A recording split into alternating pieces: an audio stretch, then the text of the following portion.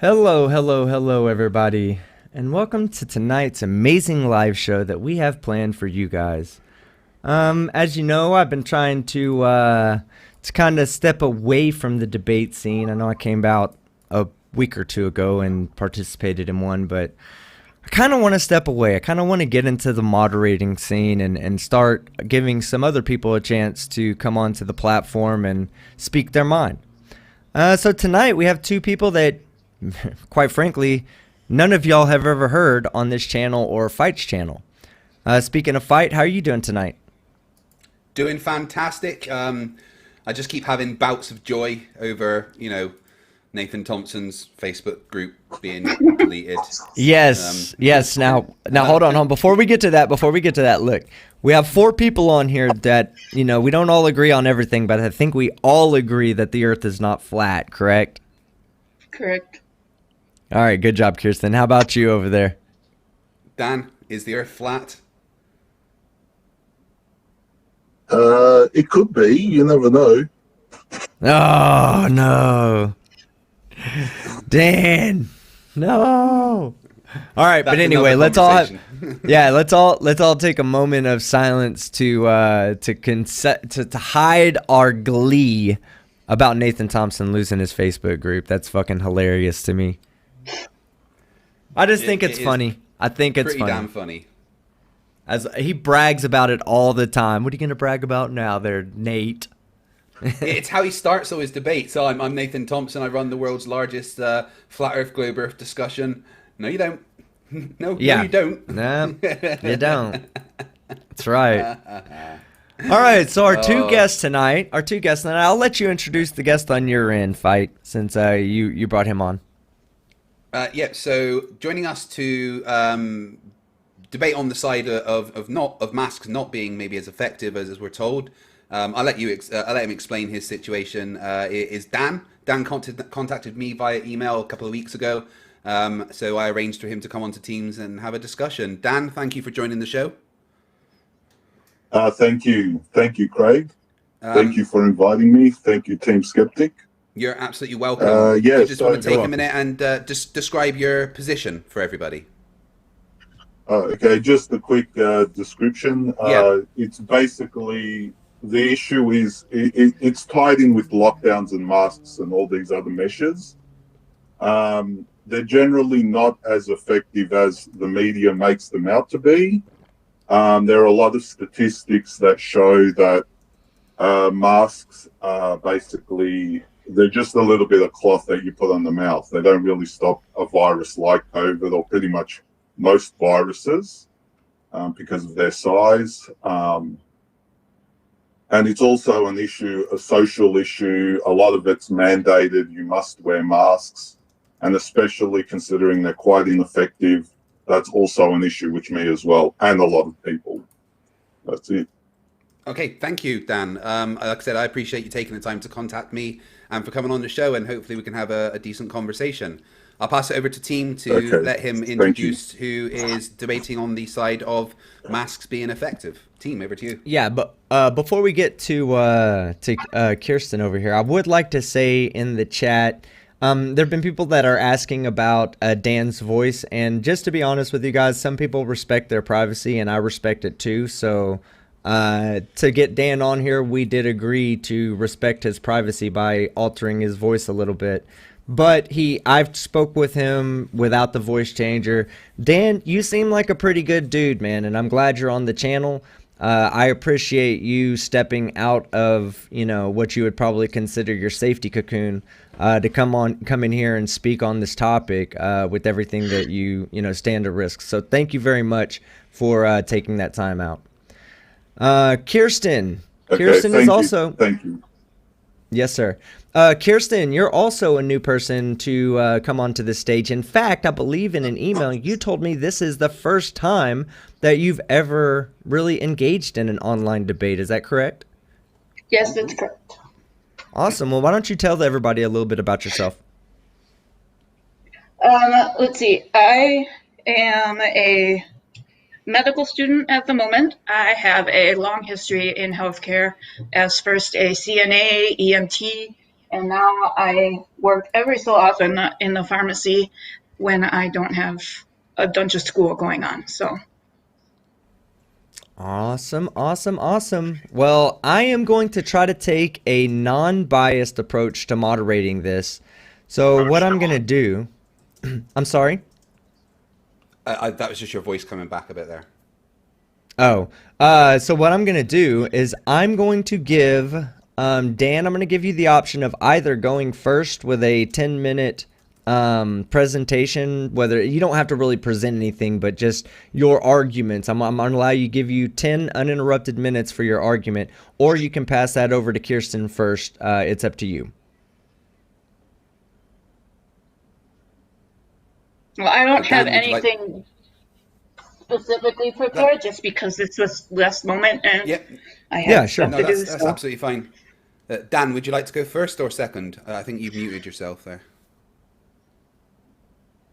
And when you present, Kirsten, you can just present from your own perspective as a person in the medical field. You don't really have to give any citations or anything like that.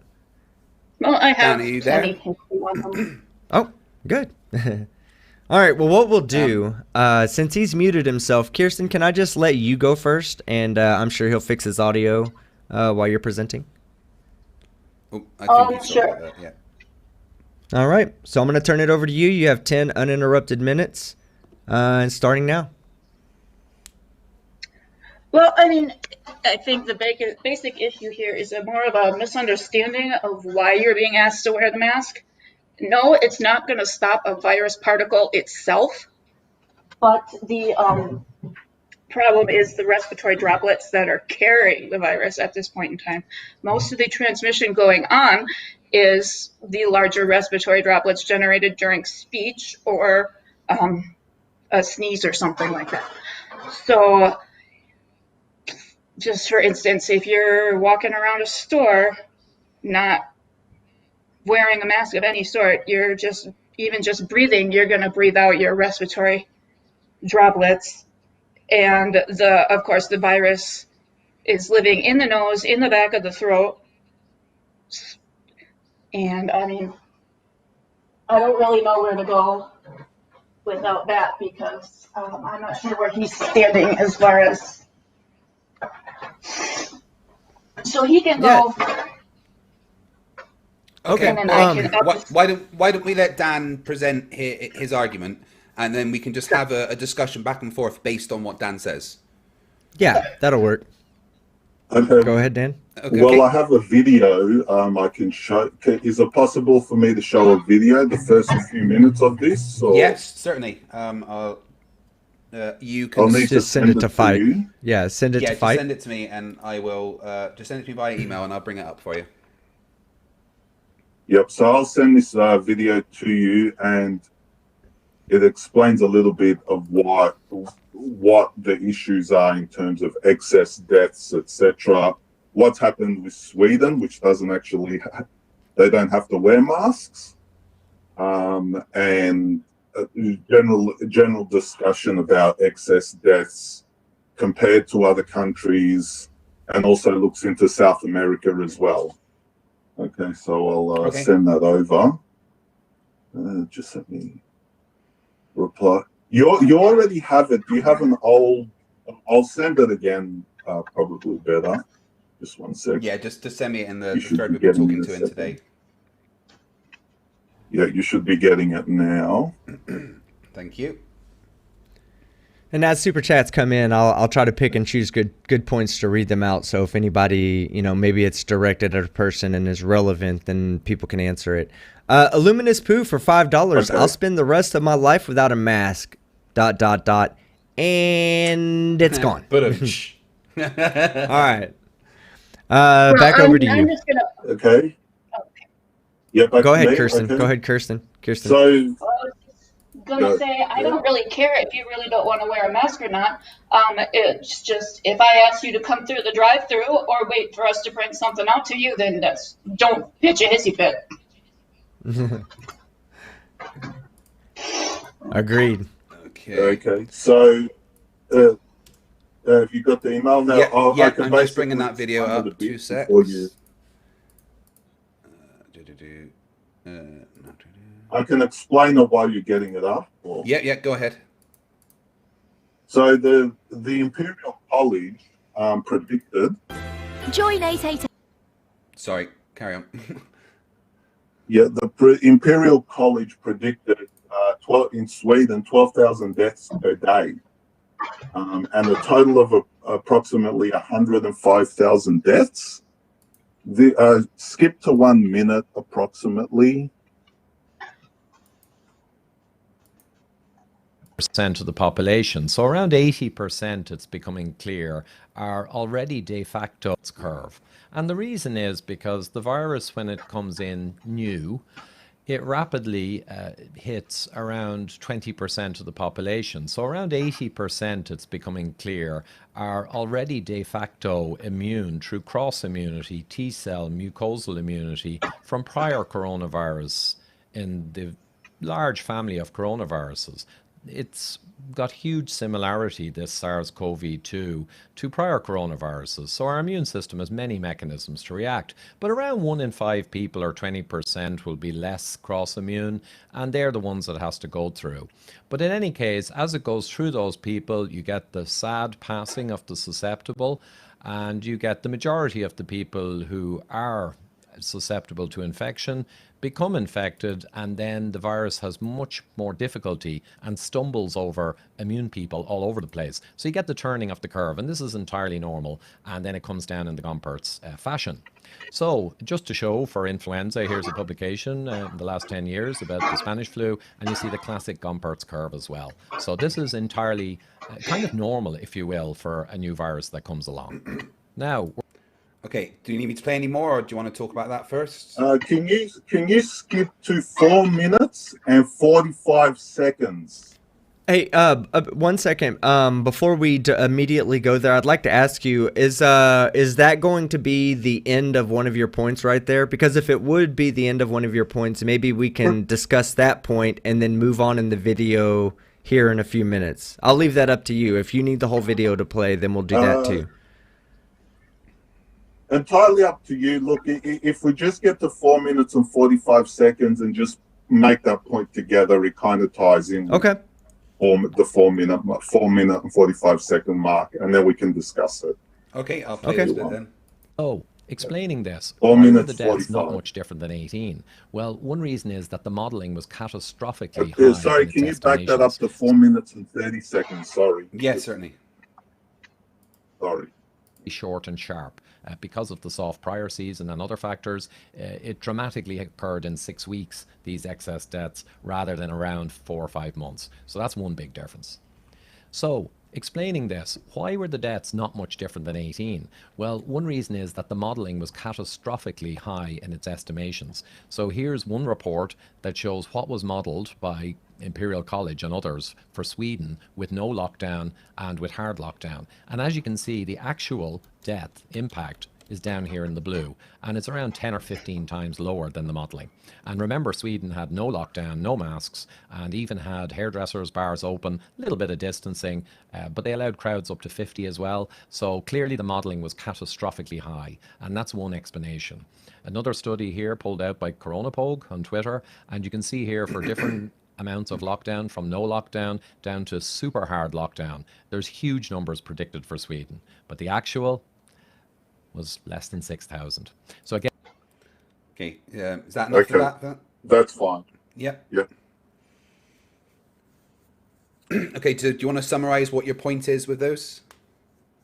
Okay, so basically what that video gets into is it tries to compare other countries to Sweden, so UK, France, etc., and it shows the curves, Italy as well, and it shows the curves are all about the same. Now we're aware that Italy had very hard lockdowns, and France and the UK are somewhere in between.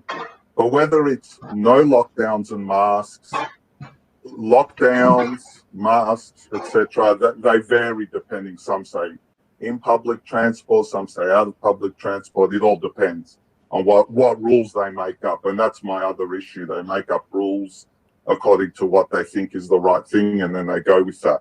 But anyway, So as we can see, the catastrophic modelling was the reasons for the lockdowns and masks.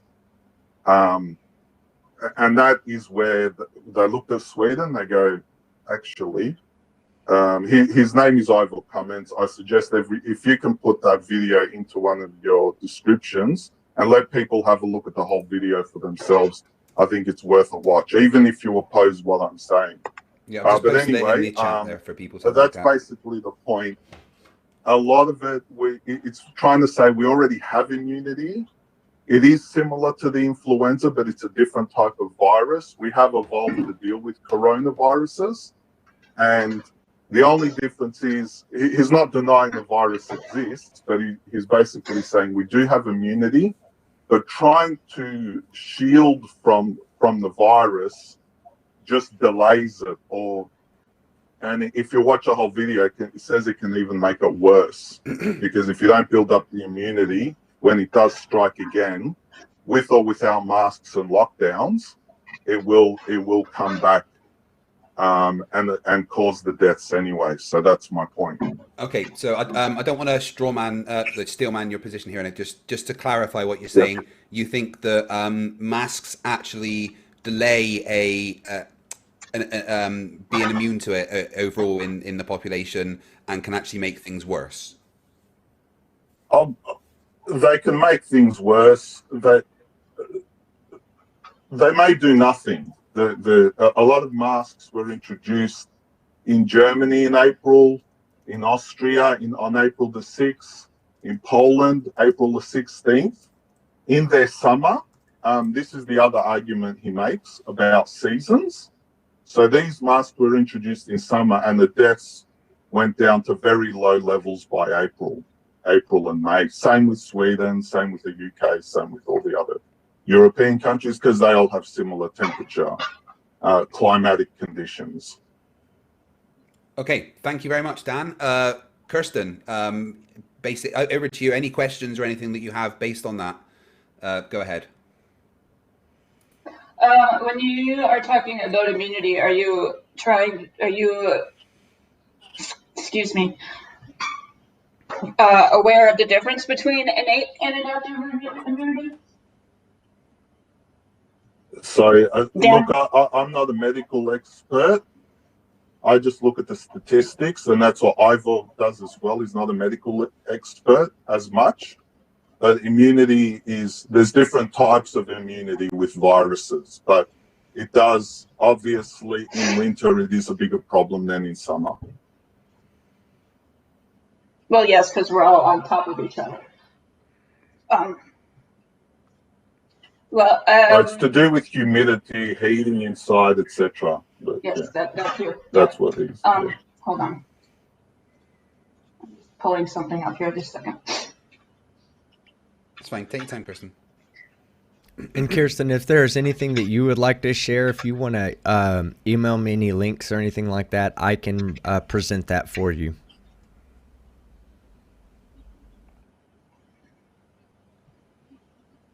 And while you get that, I'm gonna read a few super chats while you get that ready. PhD sure. Tony for $5 Aussie. Dan, why should we listen to your opinion? What technical expertise do you possess that I do not? Do you want to? You don't have to answer Dan if you don't want to, but you're welcome to if you'd like. Well, that opinion. What PhD Tony, isn't he? Earthquakes and things like that. Yeah, he's a physical earth science. Either. Yeah, he has a PhD in earth science. So there are a lot of doctors that agree with me. There are a lot of doctors that object to all the lockdowns. You can look around. It's a lot of what's based is not on all the doctors. It's some of the doctors that are more closely tied with the government and a bureaucratic way of thinking. So that's it. All right, now if you want to go to Germany and Poland, can I just say one more thing? Yeah, sure. Go ahead. Mm-hmm. Okay, so Germany was early April. If you look into Germany, you can look at worldometers that shows the statistics in a clear way. The masks were introduced in April, and hold on. Sorry, not Germany. I'm looking at the.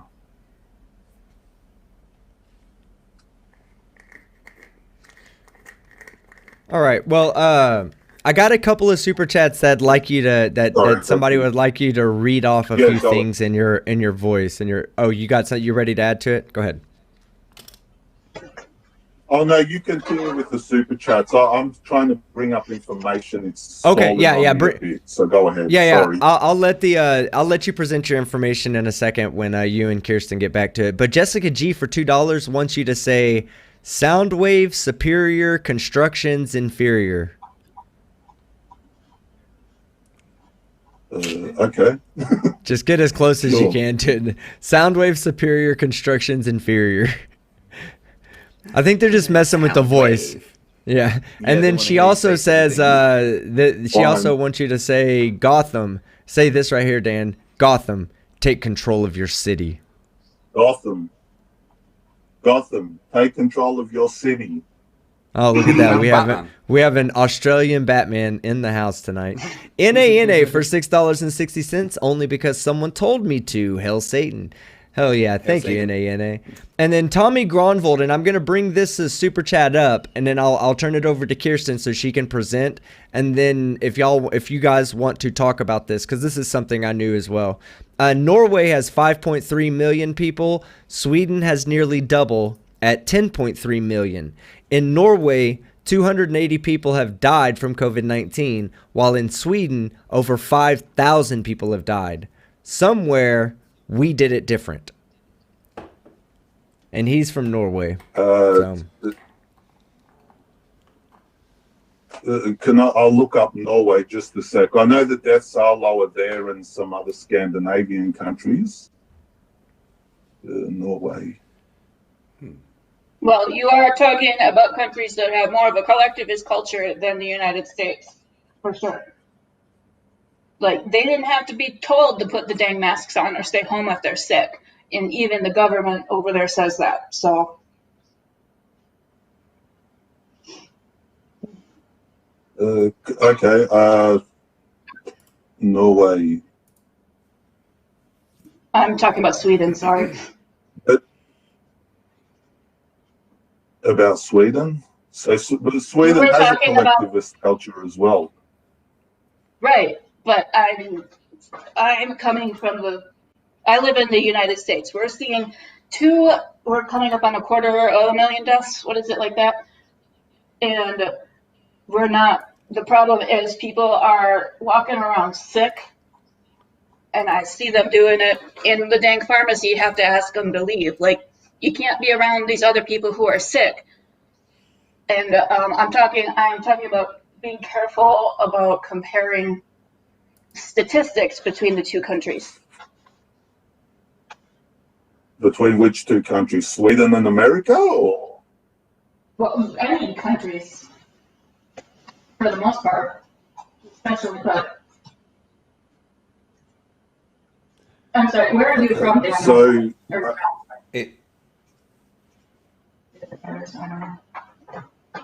it's actually past 250,000 now. It's 230,507 deaths in the US. That'd be less than 250,000. That's less than 250,000. Sorry, that's what I meant. 230,000 dead. Yeah, 230,000 dead, with about 1,000 a day. 784 yesterday, It's 903 the day before. So the US, basically the US is like Sweden, but you can't see it because it's a much bigger country. And that video explains it. Sweden's the US is a mixture of temperate climates, so similar to Sweden in the north and northeast, down to tropical or desert climates. And in that curve, the deaths, this is the statistics, it goes up more gradually and then it declines gradually. And what we're seeing in the US is that deaths are going down. They're declining to well below 1,000 per day. So the deaths in the US are going down. Now, my argument is not that the deaths I'm okay with the deaths, but if you do masks and lockdowns, it may delay the virus spreading, but it will also delay immunity being created, and it will also mean the deaths are going to go down anyway, just like we see in Sweden. It will just take longer, one, because it's a bigger country, and two, because it has a different climate. Now, we're also seeing that in Brazil. Yeah, the deaths are going down. Now, another thing is cases have gone up. Cases have skyrocketed. There's 10 million active cases. But deaths have actually plateaued, and they're actually starting to drop. That's the argument I'm trying to make. Doing all these lockdowns, if you do lockdowns in India, people will die. A lot of people will die. That's why India is not doing lockdowns again. They did it once. I'm not arguing against the first lockdowns they've done, but doing lockdowns again and again is just going to cause more problems. And in the first world as well, everywhere. But in poorer countries, it's going to cause more problems. That's my argument. I'm not saying it's not bad. Of course, deaths are bad, but that's Okay. the argument I'm making. All right, Kirsten, you had something you wanted to present. Did you get that ready? No, I was just confirming the case numbers he was talking about. Right. Okay. Right. Do you want to respond to anything that he's been saying then? Sorry. I mean, I guess I don't quite understand what he's arguing then against not locking down, but I thought obviously there has to be a balance there between how it's going to affect the economy and other people.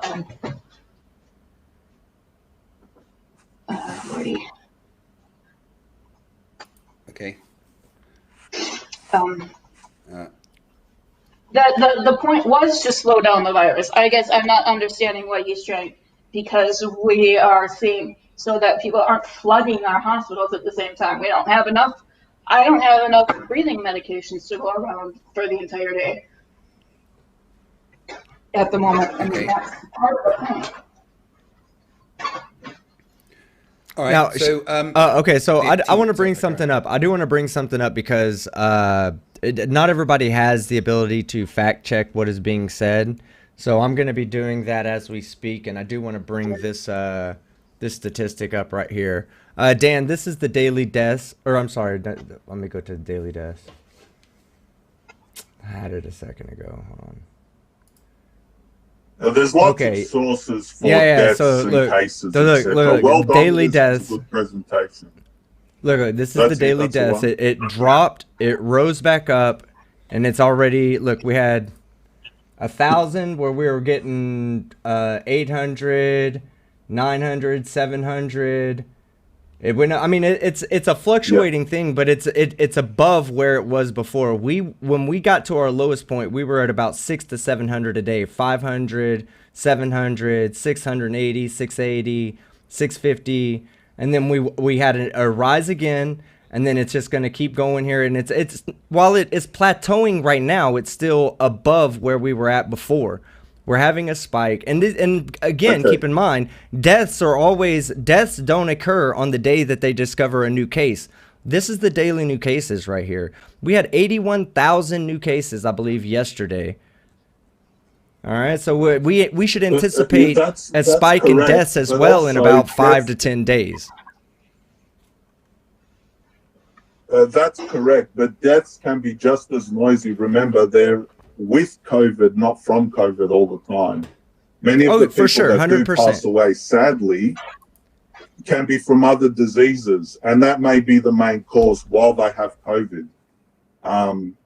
Because as well, it is known that coronavirus is quite mild for a virus compared to some other viruses like the Spanish flu.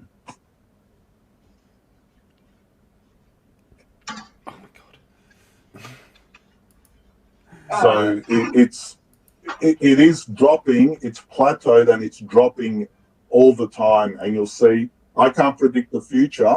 They are going into winter, so it may rise again, but it will, over time, it will keep dropping.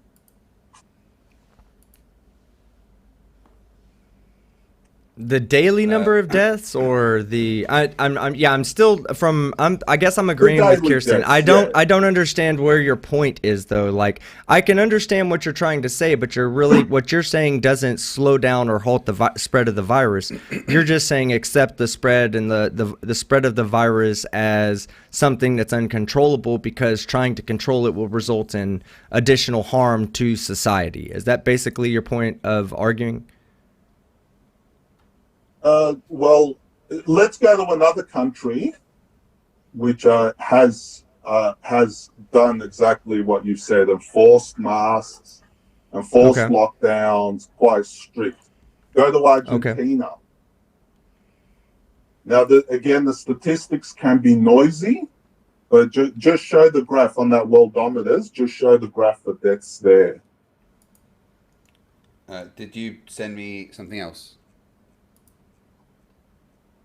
I can send it to you if you want, but it's on worldometers under Argentina. It's quite easy to find. Yeah, I'm sorry, I have it up on screen. I just don't have it showing to you right there. There's the Argentina death rates right there.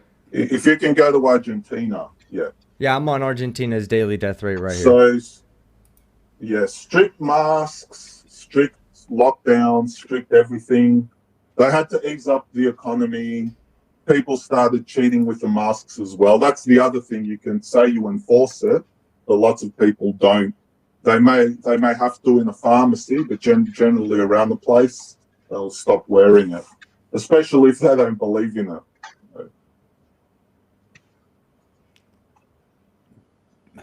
So that's Argentina. You can see just a gradual increase. Now, there is a drop there, but I think that's to do with their accounting, the way they've done it. But generally, as you can see, the trend is going up and much more delayed. So you can see the deaths aren't early. The deaths are happening now as we speak. And they're getting more deaths than Brazil and Mexico, which have much bigger populations. All right. So that's Argentina. Well, hold on, let me show you. Let me pull up. Here's Mexico. Mexico actually has more deaths per 1 million people, and so does Brazil. More deaths per 1 million people than Argentina. So it's kind of a. Can you show Mexico? Yeah. Let me pull up Mexico right here. So show that graph for Mexico, and it trends exactly as.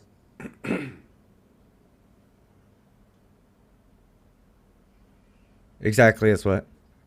Yep. So can you see a decline there? Yeah, I mean, I can see a decline.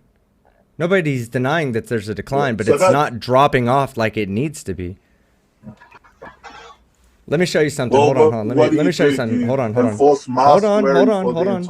Let me show you something. Let me hold on. Lockdowns for the next 3 years. What do you do there? Give me a second. Let me pull up South Korea's numbers real quick. I've got to find them. Well, actually, it's easier just to find them by total number of cases, or I think it's total deaths is about 500 now, I believe.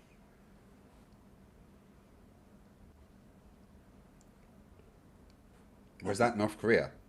South Korea. It doesn't have them listed. Oh, wait, maybe I can do it by name. Okay, yeah, I can search by name. All right. Yeah, 457 deaths. All right, look at this. Deaths per 1 million population. It doesn't even register. This is, oh, well, I'm sorry. I was looking at the green line. It was saying, this is where we're actually at right here. Whoops. Of course, it's going to move my screen. Wow, I'm amazing at this, at screwing up things. So, all right, and now I've got to go back. Look, when it comes to Eastern Asia, I'll agree with you. China, South Korea, Japan, they've all got it under control. But why? What was different about them? But what was different about them than us? They have a healthy elderly population. So Vietnam also. They could Yeah, but also have earlier immunity from. yeah, okay. So They could also have more. go ahead. I'm sorry. Go ahead. They've also been exposed to SARS. There's no right and wrong answers on this, but they have been exposed to more coronaviruses. Remember, that's where it originated, China. So they may, historically, they had an issue with SARS just in the year 2000, 2001. So let me just to make sure I understand what you're saying. So you're saying that because they've had previous experiences with epidemics or pandemics or viral infections that can spread rapidly through concentrated population areas, because they've had this experience before and they know how to react to it when something does come out, like South Korea has, very, Yes. on the Asian continent, very well understands how viruses can spread and pop in, real dense concentrations of population. And they took the masking seriously, not just their government, but their people as well. Because I agree with you 100% on this topic right here. The Asian countries, because of how their populations are distributed throughout, China, Japan, Korea, or at least South Korea, it's really highly concentrated. So whenever a virus pops out in that area, it spreads rapidly. They understand the need for masks, for social distancing, for locking things down. They understand those needs, and their reaction to it, taking the virus seriously and following social distancing guidelines, leads them to have a rate of death per 1 million of 9 people. 9 people out of every million South Koreans are dying. That's it. Now let's go back up to the number that you brought up earlier, the country that you brought up earlier, Sweden. Let's run up and have a look at Sweden. While South Korea has, have a look at Sweden. Yeah, let's do that. 586 people die for every million they have, versus 9 for South Korea. Shall we look at China? China blows them out of the water too. Hold on. And I don't agree with all of China's tactics and the way they do things, right? I'm not a fan of big China, okay? China. No, I don't like China. All right. I hope America breaks free and takes over the world, economy again one day. But China handled the virus properly, and because of that, they've had 3 deaths per 1 million people in China. They let it spread to the rest of the world. Remember that. That's okay. Yeah. I agree with you. I agree with you on that. That was they should have never let it out of their country, and that's a whole different conversation that you and I could probably agree on. But it's not about how the virus was mishandled moving out of the country. Within their country, they locked down immediately. Locked down an 11 million person city. Wuhan has the same number of people as New York City does. They locked it down against the people's wishes, no matter what they said. And look what happened. But look at 3 people for every million Chinese people that live out there. 3 of them are dying. What are we doing in America? Let's look at America real quick. This is pathetic to me. At 10, look at that. We have 700 people per 1 million people dying. If we were to stop now, when we first got the virus in our country, if we would have just taken it seriously like South Korea did, we would have had 9 people per 1 million. We can't guarantee that it would be the same, but it would be closer to that number than what we're seeing in reality. And we're seeing this across the board with all countries that take the social distancing lightly. And it's not necessarily just about government issues and mandates. It's about the people following those mandates as well. And I just want to point out that deaths are not even the biggest concern at the moment. We're finding that 2 months out, 78% of patients still have ongoing heart abnormalities, and 60% still have myocarditis. So this is not, the food doesn't do that. I'm sorry. Lots of diseases have lots of long-term consequences. And if you're looking at deaths, total deaths around the world, it's 1.15 million.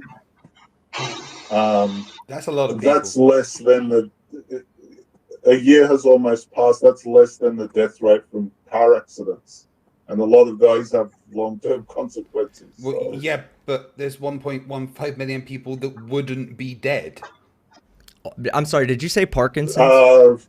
No, car accidents, he Yes. said. Oh, car accidents. You'd get Car a big accidents. Okay. percentage of them being dead because you're talking about the elderly. So it's I'm not saying So it's just fine that they've died. It's fine that they've died, but we're talking about people at the end of their lives. That's yeah, but they're just as important as you and me. They're just as important as you and I. I mean, they're people. I just got to see my grandmother. The point I'm saying is, you're saying they wouldn't have died. I'm saying no, I understand. Okay, I got you. Or could have died earlier because we had a soft flu season the year before. Your car accident argument to me is just a little bit weak because we have mitigated the number of deaths due to car accidents by implementing seatbelt laws.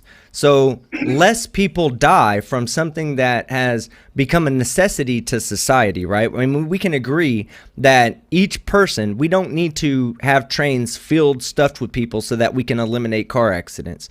We need to, ensure that people are licensed and that they're capable of driving and that, that they take the necessary safety precautions like using turn signals and seat belts and all these other things that are in place to ensure that you limit the number of death and destruction that you do on the road. Would you at least agree that that's the purpose of seatbelt laws, driver's licensing, and all these other things that go along with driving a car?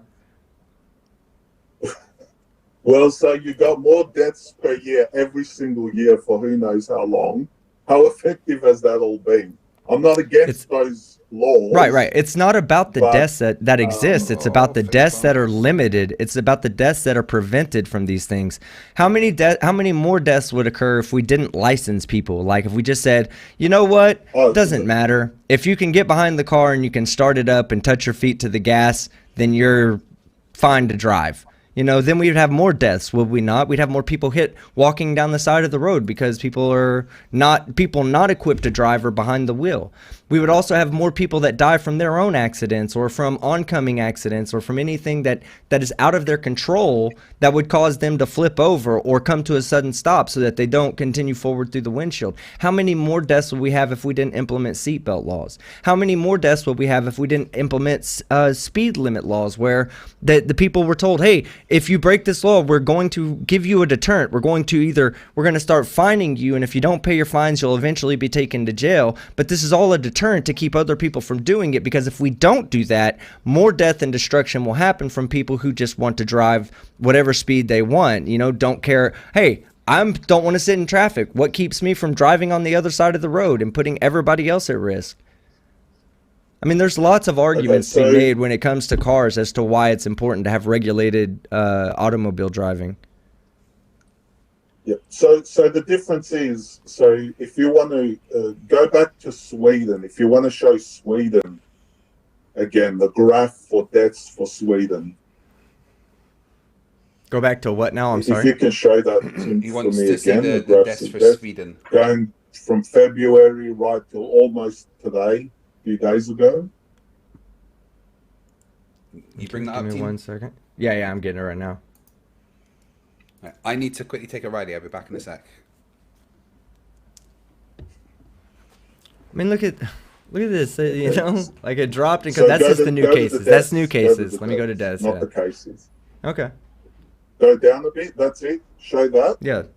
Yeah. Now, if you can zoom in on that as much as possible. If not, don't worry about it. I can't zoom in. I can see the individual days. But I can't zoom in. Yeah. Okay, so Sweden. So you're looking at that graph now. Forget about car accidents. That was a comparison.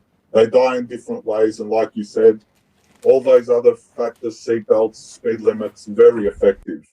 Because most of the deaths are in third world countries, so where the laws are much more lax. So if you look at Sweden now, you tell me from July, August, the middle of the year, a little bit after, the deaths are close to zero. Okay. Now, in all that time, Sweden has not imposed mandatory masks or even lockdowns throughout all that time. Because they don't have to. Now, what should Sweden do now? Kirsten, what did you say Should there? they torpedo Yeah, their Kirsten. economy for what purpose? Yeah, Kirsten, go ahead. You have the floor. Sweden didn't have to impose any laws. People are doing it voluntarily. That's the point. No, they're not. They're not wearing masks. They're not closing their shops voluntarily. They're not closing. They are. Hold on just a second. Let it go.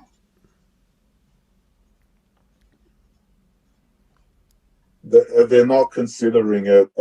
Everybody's watching Sweden, so I'm glad one country did it. Didn't go down. Just out of curiosity, how do you explain, while she gets looks up what she needs to look up, how do you explain the sudden rise in cases in Sweden? And how do you think this is going to affect the number of deaths, let's say 10 days from now?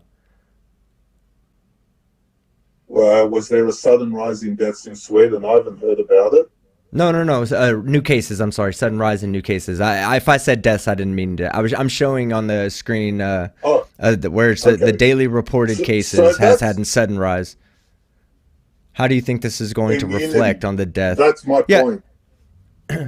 Okay, so what? Hold on though. Okay, so we can agree though that a certain percentage of these people will probably die, right? Like there's going a certain a percentage of these people are probably going to be reported dead in the future, right? Well, again, we can't. Both of us can't predict the future. No. I'm not. Okay, yeah, but very low. But look here. Yeah. Okay, look here. Every day they're still reporting COVID deaths, whether it's 1, 2, 8, 5, doesn't matter. They're still reporting them, right? So up here, now you can see here they had a relatively, well, it was high at the beginning, and then it went down. Yes, okay, so whatever the reason is that it went down, and I'm not trying to engage in that part of the argument. I'm just asking you what your prediction is based on these new rises in daily cases. Do you think we're going to see a rise in daily deaths over here, or do you think that that it'll continue to be minimum? Because your graph, the one you presented at first, predicts that this will stay minimum, right? Even if the cases go up. It may rise over winter, but nothing like the first curve that came along, which is what Ivor Cummins explains in that video. That's why I suggest, even if you don't agree with me, just have a look at it. I'll give it a watch. I'll give it a watch because, I'll give it a watch just to see what he's talking about. But, and I do disagree with you 100%. I think you know that though ahead of time. I'm just trying to, keep my input to a minimum. I'm only trying to, present facts here that are off of, reported numbers. If y'all want to argue that whether the reported numbers are disputable or whatnot, that's a whole different case. But I'm just presenting the facts here. Kirsten, are you ready to present anything you need to? I keep finding these articles from Sweden. As the pandemic struck, the Swedes normalized as much as they could while maintaining social distancing.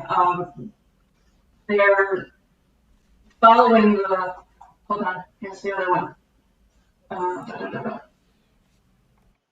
They still ban on gatherings while shops are.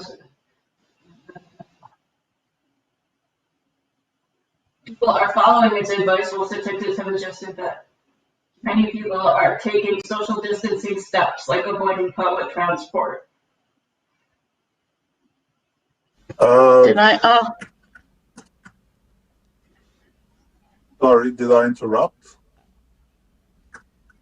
I'm sorry, I'm having connection issues. I think I'm having connection issues. Just a minute. Okay. So what I think she's trying to say. I was just trying to say something. Sorry. Yeah.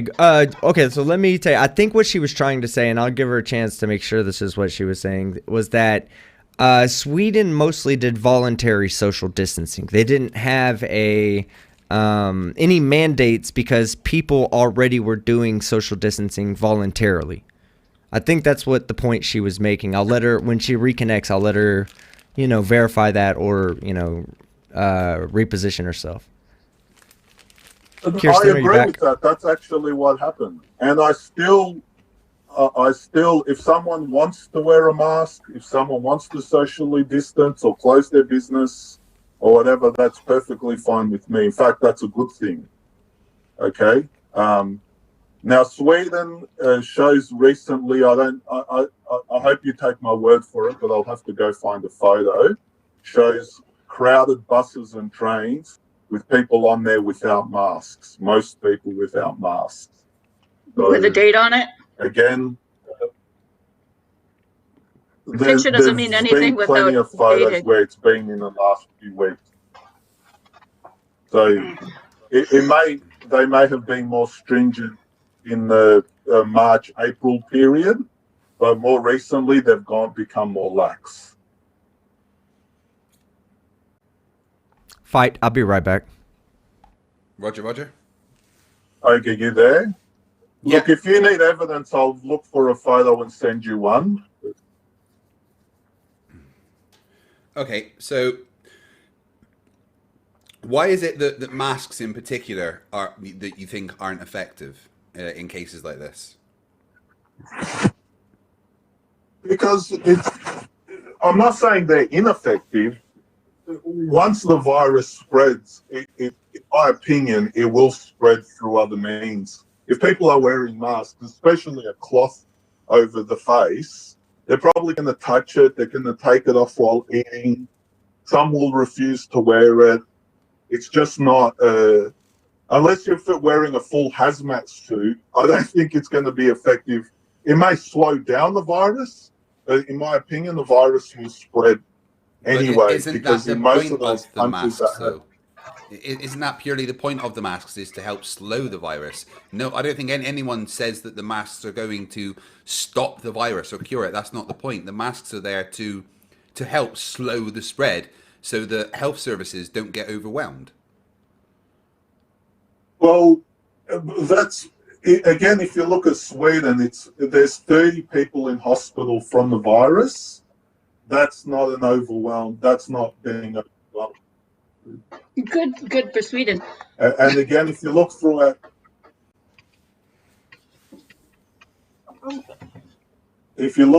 Europe, again, none of the cases have gone up quite a lot, but again, they're not being overwhelmed.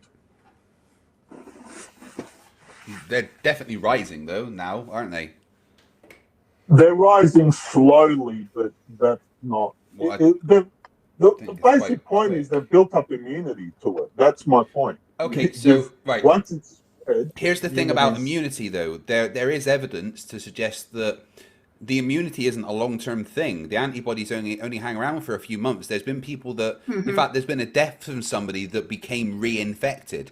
And there is a lot of evidence to suggest that the antibodies are not a permanent thing. They would be. Let me add to that also. This isn't like a one-time. This is the first time this has ever happened either. There's plenty of viruses out there that and other pathogens that we do build up an immunity to for a certain period of time, but that immunity does go away. Immunity is built into us from evolution, so yeah, but that's, it's just that the coronavirus is a little bit different. Is a child who's born, is he born immune to chickenpox, or does he need to be exposed to chickenpox to become immune, or through a vaccine or whatever the case may be? He's not immune to everything. Obviously, there's a lot of things he isn't immune to. The coronavirus is. There are other coronaviruses. Now, there's no full immunity to anything, but the body has defenses, different defenses. And again, this is what the video discusses, that we do have defenses against these viruses. But those defenses require us to have some form of immunity. You know, that we're not born with an immunity to a coronavirus. We're born with a system that can create an immunity after it comes into contact with the virus. But like I said, the evidence suggests that immunity that comes from the contact with the virus is not a long-term thing. They think that the antibodies after 3 months, there is 70% less antibodies that can attack COVID-9. And they say after 6 months, 99% of the antibodies that were created to be able to attack this particular strand of coronavirus are gone. The immunity is not a long-term thing. It's more than antibodies. There are other physiological measures in your body to repel viruses, and that's Like the what? argument. For instance, You close all that. This is what the video discusses. This is where I'm not an expert. I'll admit that. I mean, that's literally how our body fights off viruses is by creating antibodies. That there isn't Yes. there isn't other methods that get rid of the virus. That is the body's response. That is the way the body destroys the virus. And There if, are if, other if those methods. antibodies, but without those antibodies, the evidence shows after 6 months, 99% of them are gone. Without those antibodies, none of the defense your body has is going to be as effective. yeah. You know, It's just like a Now, fresh virus. Kurt, It's yeah. just like a fresh pathogen hitting your system because your system Yeah. doesn't have the immunity anymore. It doesn't have the antibodies. Doesn't have the different cells that are needed. That are the memory cells that need to be reanimated so that way they could be replicated and sent out to fight the virus. It's very specific. Like this is not just one type of memory cell goes to everything. No, it goes to a very specific cell that's attacked before, and then it's able to identify that cell based on the genome structure of the cell, and each genome structure is unique to that individual cell. Or that individual virus. I keep saying cell, but I mean viral cell. Viron. So, Kirsten, do you agree with what we're saying there? Well, I was just going to say, it's that literally that innate immunity that is killing people. It's the inflammatory response going into overdrive that's killing people. Yeah, that's what causes like the long-term heart damage and stuff, right? And damage to the lungs, the body overheating and then responding to that. It's so yeah, having an immunity isn't always a good thing. I can send a video that'll better explain it. You can just, for anyone else who wants to look into what a cytokine storm is, and yeah, a cytokine storm. I was gonna say see what people don't understand when there are legitimate vaccine injuries that occur, and most of them occur from people who are get a vaccine, and their immune system overreacts to the vaccine, and that's what does the damage to the person. It's never really the virus or anything like that. It's the reaction of the body to the virus that causes damage to the body that is sometimes irreparable.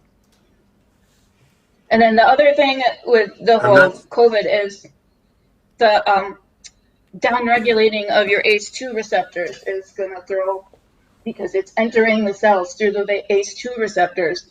So you get all these other issues that you don't get with other respiratory viruses. Are you familiar with how viruses enter into the cells, Dan?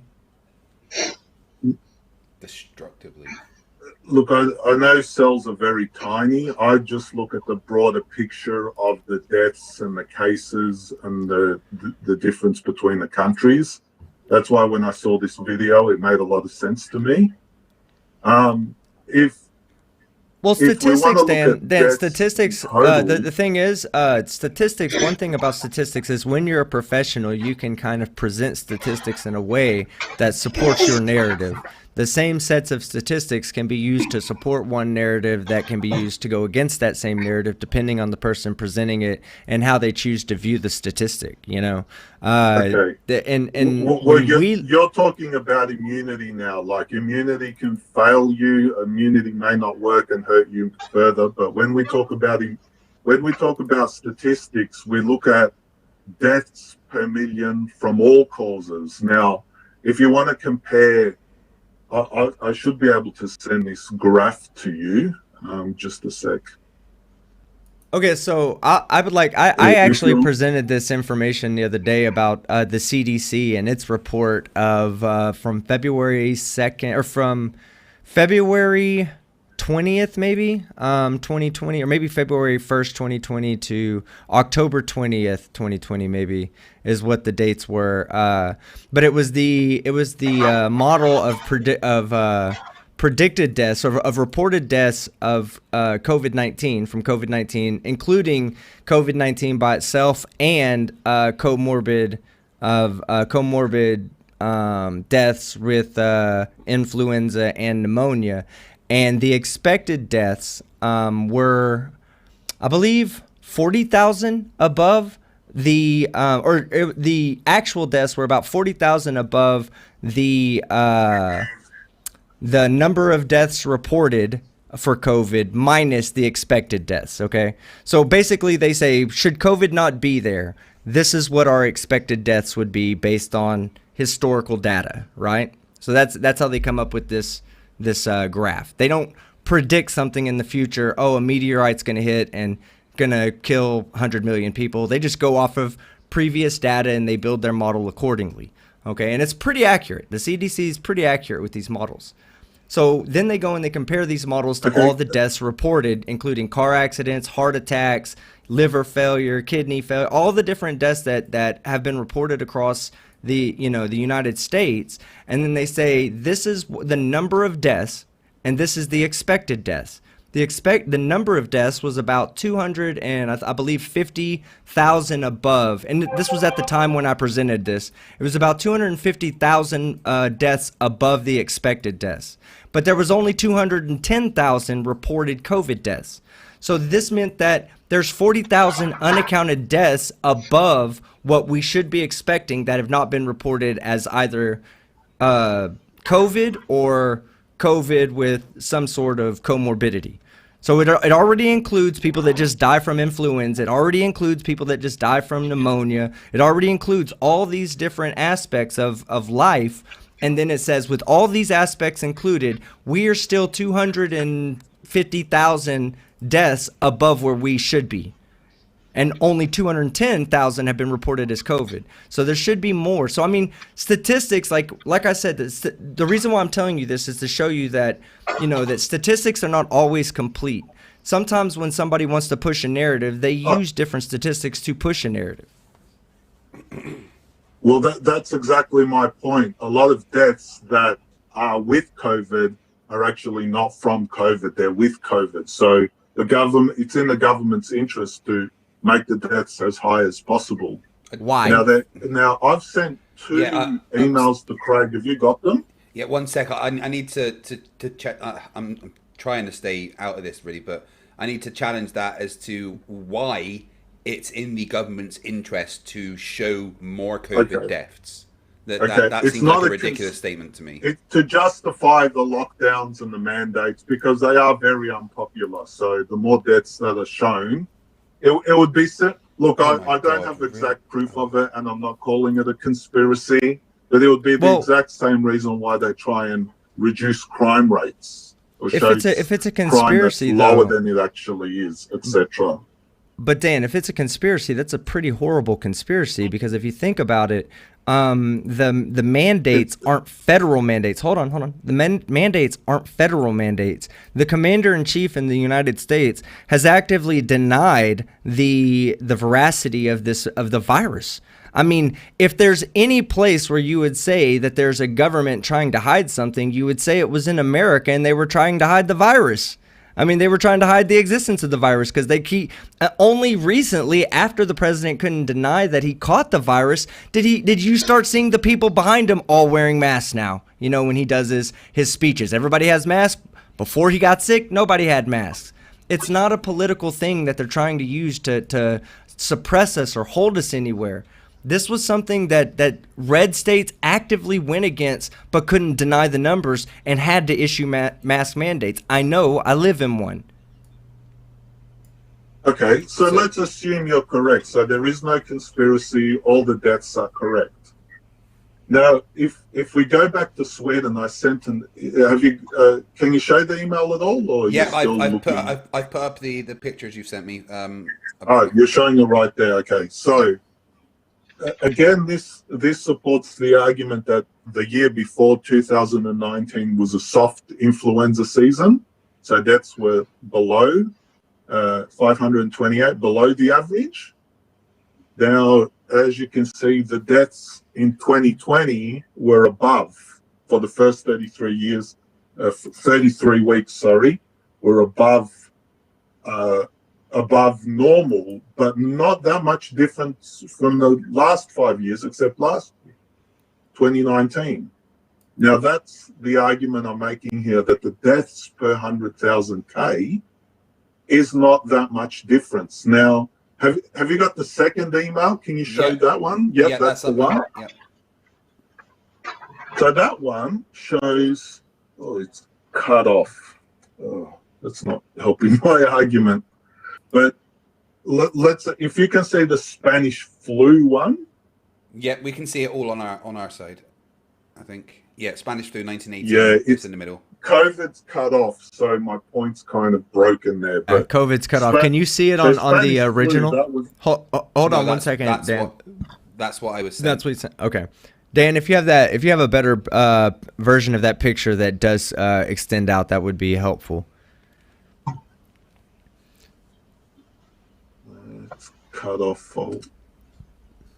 It's just cut off in the email and the original where it came from. And Kirsten, please, you feel free to overtalk me anytime. I'm not trying to steal your thunder or take away from you at all.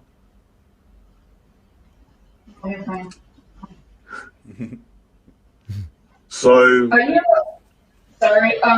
you aware of how the death certificate recording even works?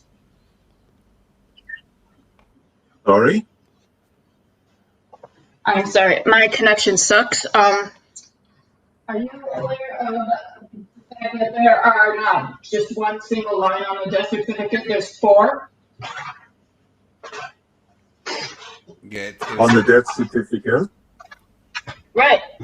So just because, so your coronavirus deaths are being reported as, would be A as in, acute respiratory distress syndrome caused by coronavirus. And then there will be lines for like secondary, the secondary things you're talking about, diabetes, heart issues. So that's just because that's right. Comorbidities. Yes. So just because someone has a comorbidity doesn't necessarily invalidate the coronavirus cause. So That's correct. I don't know if And that's what you're vice arguing. versa. I know that's other people. And vice versa, just because it's coronavirus on it doesn't mean the other reasons didn't cause it. Yeah, but So Dan, it can I go think both ways, and Dan, I think the real question that we're trying to get to, that me and Fight also asked, was that what would the government benefit from saying that it was coronavirus when it wasn't coronavirus? That's the first thing I want you to hold on. I'm going to ask 2 questions. I'm going to make one observation. Go ahead. Simple to justify why they took such harsh measures, and the measures are quite harsh. They've closed some businesses down for about a year or so, almost a year. That's a long time to close a business down. Yeah, no, but the argument is that if there weren't people dissenting against the masks and the social distancing, then those businesses wouldn't have been closed down for very long. If you look at the U.S. economy, if you look at the way it rose up before COVID, when COVID hit, it took a sharp decline. Nobody will deny that, but it rose back up. And see, all it takes is the efforts of a few people who are holding out. A few people, 35% of the nation right now doesn't agree with wearing masks. That's it. In the United States, okay, according to a recent poll, 35% do not agree with wearing a mask. 65% do. 65% of the people are doing what they can to keep the economy open by wearing a mask so that they can go out to businesses without putting other people in danger. I'm sorry, but anybody that says that they cannot put on a mask for 10 minutes while they go shopping is being inconsiderate during a pandemic. There's no ifs, ands, or buts about it. Yeah, wearing a mask is an act of compassion. Yeah, let me also point out something, Dan. And this comes from a point of American pride. Okay, when 9/11 happened, I was emotionally distraught. 4,500 plus Americans died that day, in one swoop, gone. We're doing that every 5 days in America. Okay. And Americans, the right, and I don't want to justify or put anybody that sits on the right in a box, but primarily when you look at the people who are going against the mask mandates, they're primarily Trump supporters, right? Those are the people that are also have the greatest sense of national pride.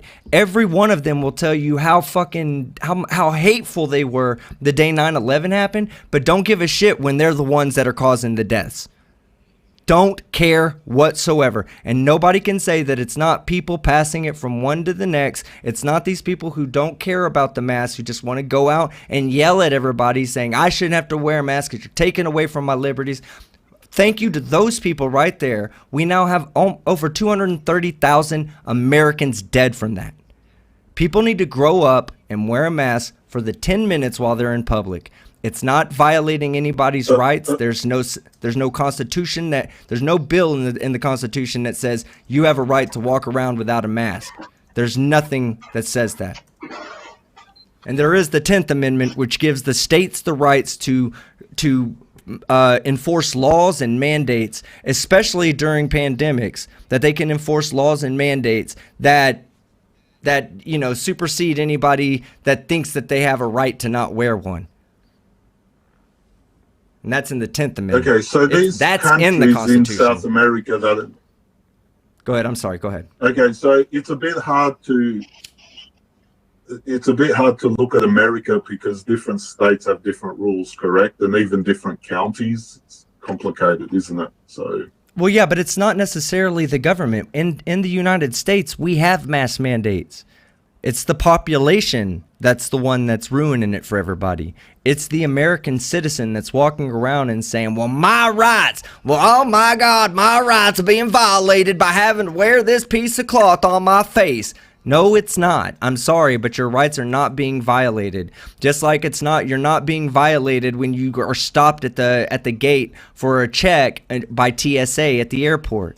Just like you're not being violated by being forced to wear shirt and shoes to go into a business. Just like you're not being violated by having to wear a seatbelt. Go to court and say, you know what? I felt like you were violating my personal rights, so I choose not to wear a seatbelt. That's fine. You can feel that way, but here's your ticket. Pay it. Have a nice day.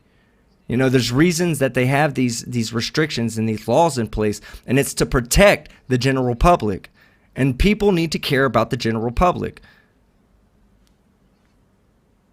Okay, so if you're talking about USA,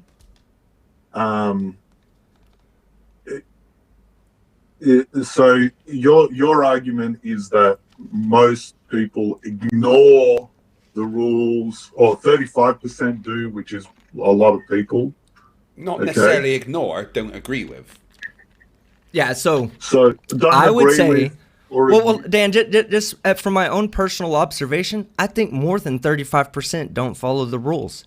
I think there's a select group of people that agree with the rules but just don't follow it. I think it's legitimately 50-50, but when required to wear a mask, 65% don't have a problem putting it on. Okay, so my argument is that it's more to do with climate than it is to do with actual mask wearing and lockdowns, etc. Again, if you look at the deaths from the USA, there was a sharp spike in April and May, similar to Europe, because that's where it hit the temperate zones first. And then there was another spike, softer, in August. That's when he went down to Florida, Texas, the southern states. Now you can see they're combining together and it's dropping more and more and more. Now, it's, in my opinion, it's just going to keep dropping further and further and further until it's unrecognizable and people start moving on to other things. It may rise a little bit again in winter, but after the 2021, it will probably be insignificant. They may find a vaccine, I'm not sure. Now, you've talked about the philosophy of masks and following rules and all of that. If the Americans don't follow the rules, the deaths have still gone down, just like it has in Sweden, which had no rules, just like it has in the UK, which is enforcing the rules now. This is the argument that Ivor Cummins and me are making. It's that you're creating all these rules, masks, lockdowns, etc. And in Europe, they're going much more than masks. They're doing actual curfews and lockdowns, etc.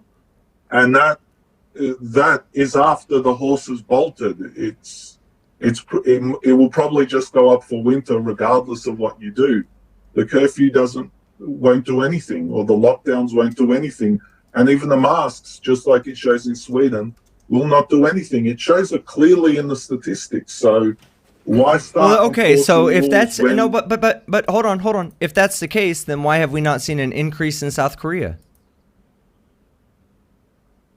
South Korea.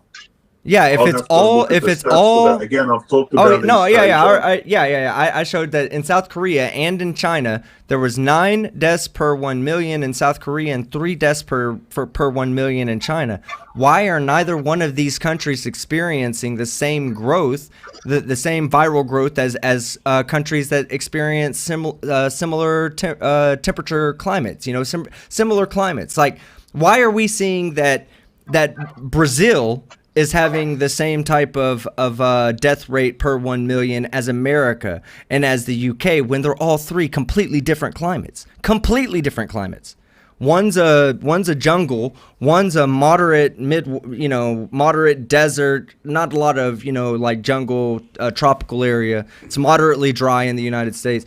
Then you look over at the UK and it's cold and wet all the time. Now, why are we all three seeing the same deaths per? Why are we all? Yeah, exactly. Places where the lockdowns, where mandates were not taken seriously, where the population believed themselves to have, to think liberty of themselves over liberty of the country. Places like that, absolutely, they experienced higher death rates. Those are the countries that should be ashamed of themselves, that they're like, oh, it's okay for, 700 per 1 million people to die, when South Korea can be just fine doing it with only 9. Why are we at almost 100 times their death rate per 1 million people? Why is any American out there okay with that? Why is it that even with the mask mandates, we still saw it coming back of the economy? All the arguments that say it's the economy, you gotta do it for the economy. Wrong. We did it. The economy came back. Okay. Now that people aren't taking it seriously, and we're having to go back and re-shut down so many more businesses because of these spikes. Now the economy is suffering. It's not suffering because of masks. It's suffering because of the people who wouldn't wear masks 3 months ago, 2 months ago, that were making videos showing, watch me go test the mask mandate myself. Go ahead. I'm sorry, go ahead. Let me talk now. Can I talk now? Yeah, sure, Dan. Go ahead. In the Czech Republic, they were exactly like you. They were the first to enforce mask mandates, even more than the Asian countries. They were the first to enforce it. They had very low deaths. People go, oh, look, Sweden, the Czech Republic, look at them. They enforced the masks. They only had 10 deaths per day. And then after a few months, it even went down to 0. If you go to can you show the Czech Republic? That would be good. Is that Czechia? It's because I see Czechia. I thought it was the Czechia. Yes, Czechia. Is that it? Okay. They call it the Czech Republic, or they have 206 deaths per 1 million. Yeah, I thought it was Czechoslovakia or the Czech Republic or whatever. Okay. I call it Czechoslovakia because I grew up in the 70s, so I don't know. Yeah, But Czechoslovakia, yes. What yeah, used to be Czechoslovakia. yeah, it used to be Czechoslovakia, exactly. But at 205 deaths per 1 million. But I think you're missing the point that I'm trying to make here. It's not about the government. Okay, the government can listen. The government can tell you to wear a mask all you want. There are still people out there walking around with no mask on. Okay, it's the population. The government can't infect a whole bunch of people, okay? It's not Donald Trump infecting people. It's not Nancy Pelosi infecting people. It's your neighbor infecting people. It's the person down the street infecting your neighbor. It's the person down the street from that person that's infecting that person. I mean, the public is responsible. We are the vectors that are driving the spread of this virus through this nation across the world. It's not just us. It's everyone. Everyone out there that doesn't take this seriously is spreading the virus. The numbers show it to be true. Okay, so can you show the Czech graph at all, or the Czechia graph? Yeah. Let me see if I can pull that up for you. I'm sorry, I just started looking at it and looking at the numbers, not the graph. That's okay. Yeah, and Kirsten, Kirsten, anything that you want to say, please just interject. No, but I'm going to have to leave, so I'm just pulling up a bunch of links I'm going to send to, team here, that one of them is you see the laser, the droplets before mask and then after, so. Yeah, please send me that video. I'll show it. Yeah, Kirsten, thank you so much for coming. And I know you were having a little bit of difficulty with your connection, but you're more than welcome anytime to come on and have this conversation. I love to get the perspective of an actual medical professional instead of myself, who just likes to read and look at numbers and stuff like that. You can't read. Don't lie to me. Pictures, guys, pictures. This is why you want the audio book for Hitchhiker's Guide to the Galaxy. It is why I want the audiobook. It would be much easier for me to just sit back, close my eyes, and listen to somebody else read it to me. Now, I'll tell you what, the next 10 episodes of Science or Satire is just going to be me reading you Hitchhiker's Guide to the Galaxy, okay? Oh, wow. But Kirsten, honestly, thank you so much for coming on and doing this. It takes a lot of bravery to come online and express your opinion and fight for something you believe in, and I truly appreciate it. I'm on your side in this, so it's nice to have somebody else up here with me. Yep. Thank you for having me on, and then hopefully that email will show up shortly. Okay. Well, I'll get it and I'll pull it up and try to present it here tonight. Okay, so sounds good. Thank you. Who in the chat wants me to read all of Hitchhiker's Guide to the Galaxy? You're welcome, Kirsten. Kirsten, take it easy. Hey, you don't do YouTube, do you? I don't know if you're still there or not. I think she left. Oh, yeah, I think she left. But if Kirsten, if you still do YouTube at all, please feel free to share it in the chat, your channel. And I guess I'll just continue on with the conversation, since the original conversation was supposed to be between me and you to begin with. So I'll just continue on with the conversation from here. But yes, I do have the Czechoslovakian data up for you right here. Let me bring it up. Pardon me. Okay, so this is the daily deaths in Czechia.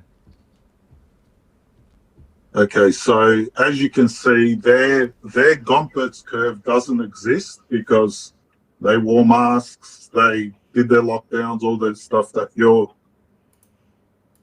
people, the government, you and all the other people want to do. Now, can you see a big resurgence towards recently, the last few weeks? Yes.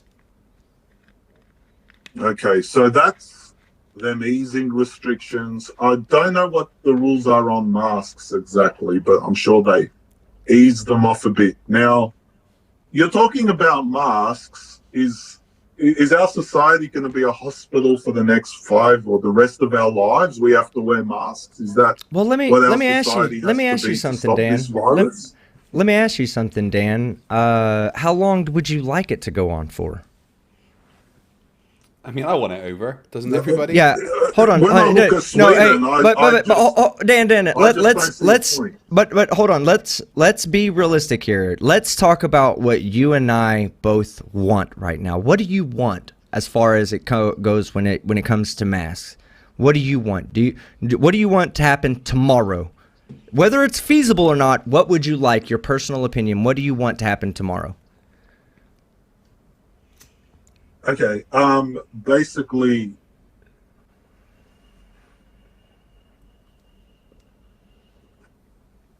what I can do is I have no control over the policies of the government. Yeah. Hold on. I want the government to do is look at the No, Dan. I think you're missing. Statistics. I don't think you're understanding the question I'm asking you. And I'm trying to make a point here with the question. So I'm saying, like, regardless of feasibility, okay? I don't care, like, if you could say the most outrageous thing in the world right now, but what do you want to happen tomorrow? In an ideal world, in fact, in Dan's world, what do you want to happen tomorrow? For them to start easing the restrictions, stop mandating masks. Stop mandating masks. That's a good answer. Yeah. Stop mandating masks. That's the answer I wanted you to give. An answer similar to that, because you know what I want tomorrow? I want the virus to be gone. Yeah. And I think that's the difference between the way you think about how to approach this idea and the way I think of how to approach this idea. I think like this. I want the virus gone, so I'm willing to do the restrictions now to get it gone as fast as possible. I think you see it as you want the mask gone now, and the virus will eventually go away. It'll eventually get so low that it won't affect anybody else anymore. It's two different ways of looking at it. We both want the same thing. We both don't want to wear masks anymore. We both want these mask mandates to come up. But your idea of how to get that, or how you would like that to be done, is you would like the mask mandates to just be removed and let the virus die out in itself. Where I would like the public to take this seriously so that we get control of this virus and save American lives, save Australian lives, save European lives, British lives, Scottish lives don't fucking matter, but everybody else is fucking good in my book, okay? Like, that's the why I want people to take these masks seriously, because, you know, what happens if you get a cut on your arm and it scabs up? You know, you got two options, right? You can pick at the scab or you can leave the scab alone. You leave the scab alone and your arm heals up within a few days. You pick at the scab, it bleeds again. It forms another scab. You pick at that, it bleeds again, forms another one. Eventually, you're right, it will go away. But it won't go away until you've done that 15, 20 times, because you can't stop picking at the scab. Just let it scab up. Let our population, let humanity, let science do its thing, get a vaccine or however other mitigating circumstances that they're going to find out. Because, of course, we know there's going to be people out there that say, I'm not taking a vaccine. And I don't know what your position is on that. I mean, it's not really a vaccine argument for tonight. It's more of the COVID and mask thing. So we don't have to talk about that. But until there's a solution, we're just picking at the scab, causing ourselves to bleed, and it will continue on and on and on. We need to stop, and we need to stop as a population. Well said. Well, I know you want the virus to. I don't know how much time I've got left. Okay. But everyone can see the stats clearly show that pretty much all these methods have not really impacted. They have delayed the spread of the virus, but they haven't stopped it. The Czechs are getting, in the Czech Republic, they're getting the deaths. The Sweden, it's passed. America's somewhere in between. The South America, it's dropping. Even in those certain countries, if you look at India and South America and a lot of third world countries, you can't control it even if you tried, because they have slums, they have different healthcare systems. Even if you try to control it, it's not going to stop it. So what happens when immigrants come back into the country again? Remember, all the borders are closed. Will everyone have to put masks back on then in 2 years' time? Is this going to be permanent? No. Well, the virus no. is not going to go away. But we've had pandemics before, and it's not permanent. You know, like That's what I'm saying. It's like this is nothing new. Countries that is part of their culture. When you look at like countries like the one I'm showing a graph on here right now of South Korea, because like you say no matter what you do, no matter what measures you do, there's always you're always going to see some kind of spike, like we did in Czechia, right? Your argument with Czechia is that they did implement all of these social distancing measures and all of the mask mandates, and they still had a spike in the virus. Well, this is South Korea right here, okay? So as you can see, these are the active cases, not the deaths. I can get to the deaths in a second. But as you can see, they had an initial a jump in the number of cases per day, right? Almost 5,000. They immediately got onto social distancing and mask mandates, self-quarantines, all of everything the government says to do, or the World Health Organization says to do, they do it. Or maybe it's the South Korean Public Health Office, whatever. You know what I'm saying? Like, whatever their governing body is. You're talking about a country. No, you're talking about a country that's run like a hospital. They had teams of people going through the metro, cleaning everything. Now, how's that going to happen in America or really the rest of the world? So are you telling me that they implemented no social distancing and mask mandates whatsoever? They did way more than that. They didn't just put a cloth over their face. So the point is that the government and the public took the virus seriously from day one, and they saw immediate results. This is a graph. These are numbers that we're talking about. I mean, you wanted me to bring numbers up, or you've been bringing numbers up the whole time, and I agree with you. I do like the statistics, but this was when they originally said, let's reduce the social standards that we have for reducing the spread of the virus, and they had an immediate uptick in daily cases again. And then again, they said, we can't do that. We have to implement these same standards, and they immediately brought it back down. This is what happens when you decide that you don't want to do or not that you don't want to, but you believe you're ready to reduce or lift the mask mandates and the social distancing standards before we're ready. The world is not ready yet. We don't have a viable solution to this virus. The viable solution to the virus right now is social distancing. That's something we can all do for the time being until we get a vaccine, and we can vaccinate anybody that wants to be vaccinated, so that those of you that don't want to be vaccinated, you got your herd immunity or whatever the case may be. You know, I'm not here to argue immunology or anything like that. I'm just saying, like, until we get to a point where people like myself, that's influenza. No, I agree, 100%. But influenza is a little bit different, you know, than what you would say, what's a good one that I'm trying to pick out a good virus. How about chickenpox? Yeah, like chickenpox, right? Yeah, you're right. It's each individual virus is unique from each other. You know, coronavirus might not mutate so much.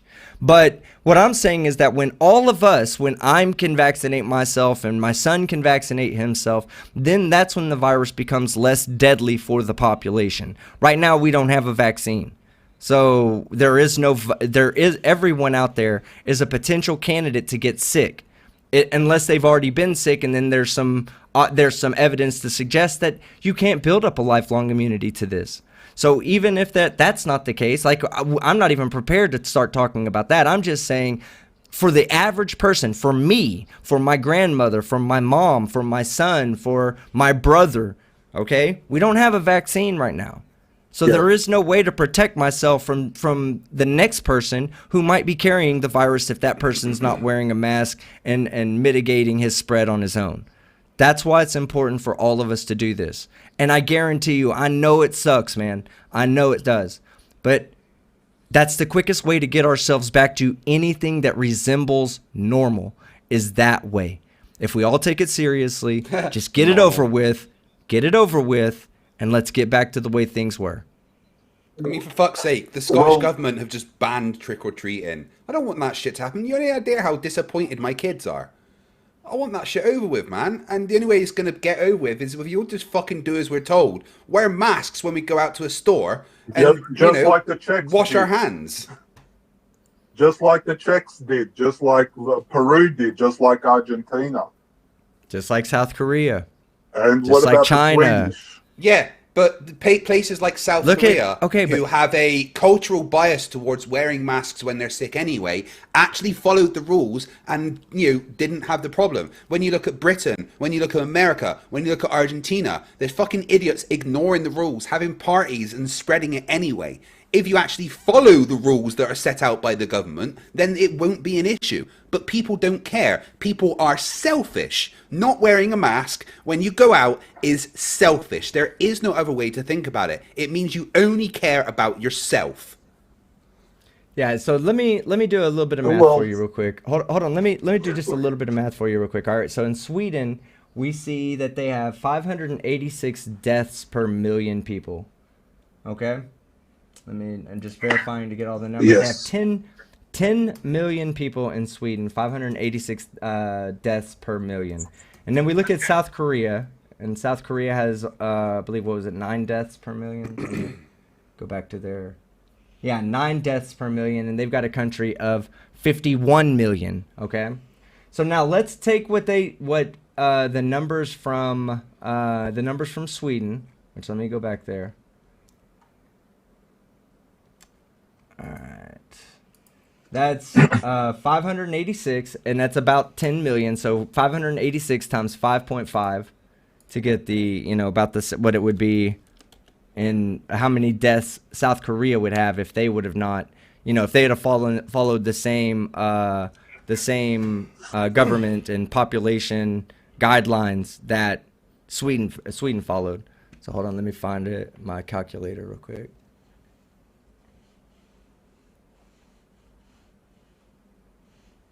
Oh my gosh. I just got a 4th screen to do all this shit on, so. Alright, so 586 times 5.5. That would have been 3,223 deaths versus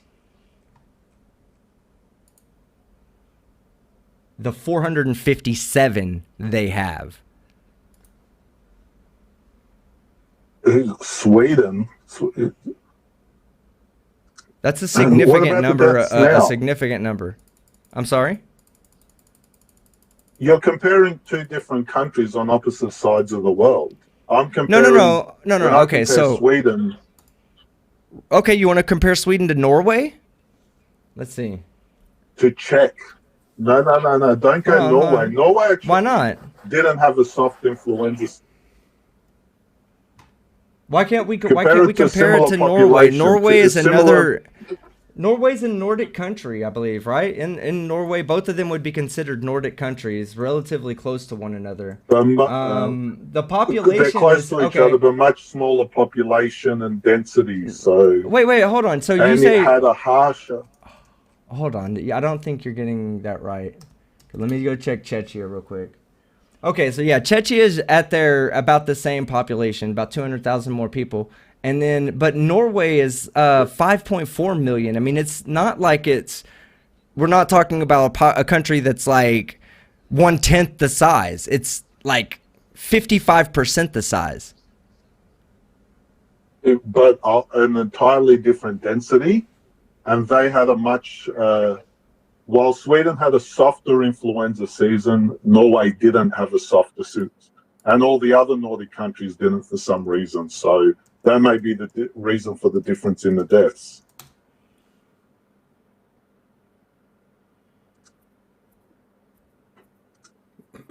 So there's all different factors. You can't compare one country to another. Let me ask this.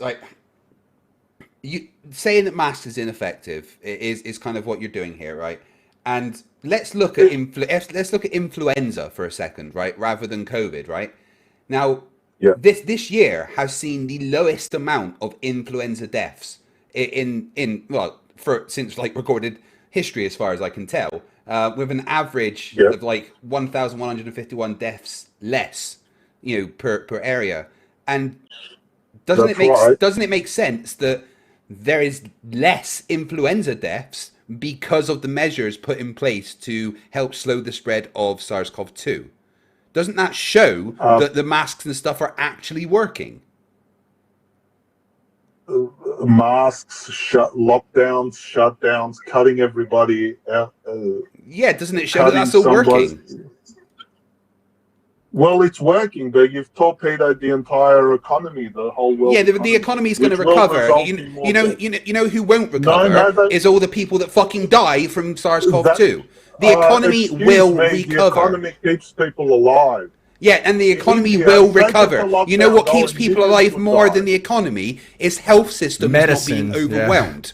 Medicine. And If you what let, if funds you took, those man, hold health on. If you took systems, the science, hold economy? on. If you took science out of the, if you took science out of the economy, we'd be dying. We'd be dying from fucking cigarette smoke. You know, secondhand smoke. The population would be, you know, misinformed because listen, Congress asked the people, the tobacco industry, okay, brought together major people in the tobacco industry and asked all 10 of them one at a time. Is smoking cigarettes addictive? No. Is it addictive? No. Is it addictive? No. Is it? Of course not. Of course, the economy, those people, they're going to tell you no. They don't want you to believe anything in science because guess what? When science tells them that they got to shut things down or change the way they do things, it's a pain in the ass and they don't want to do it. They'd rather lie to the consumer. They'd rather lie to the government than just change their fucking ways.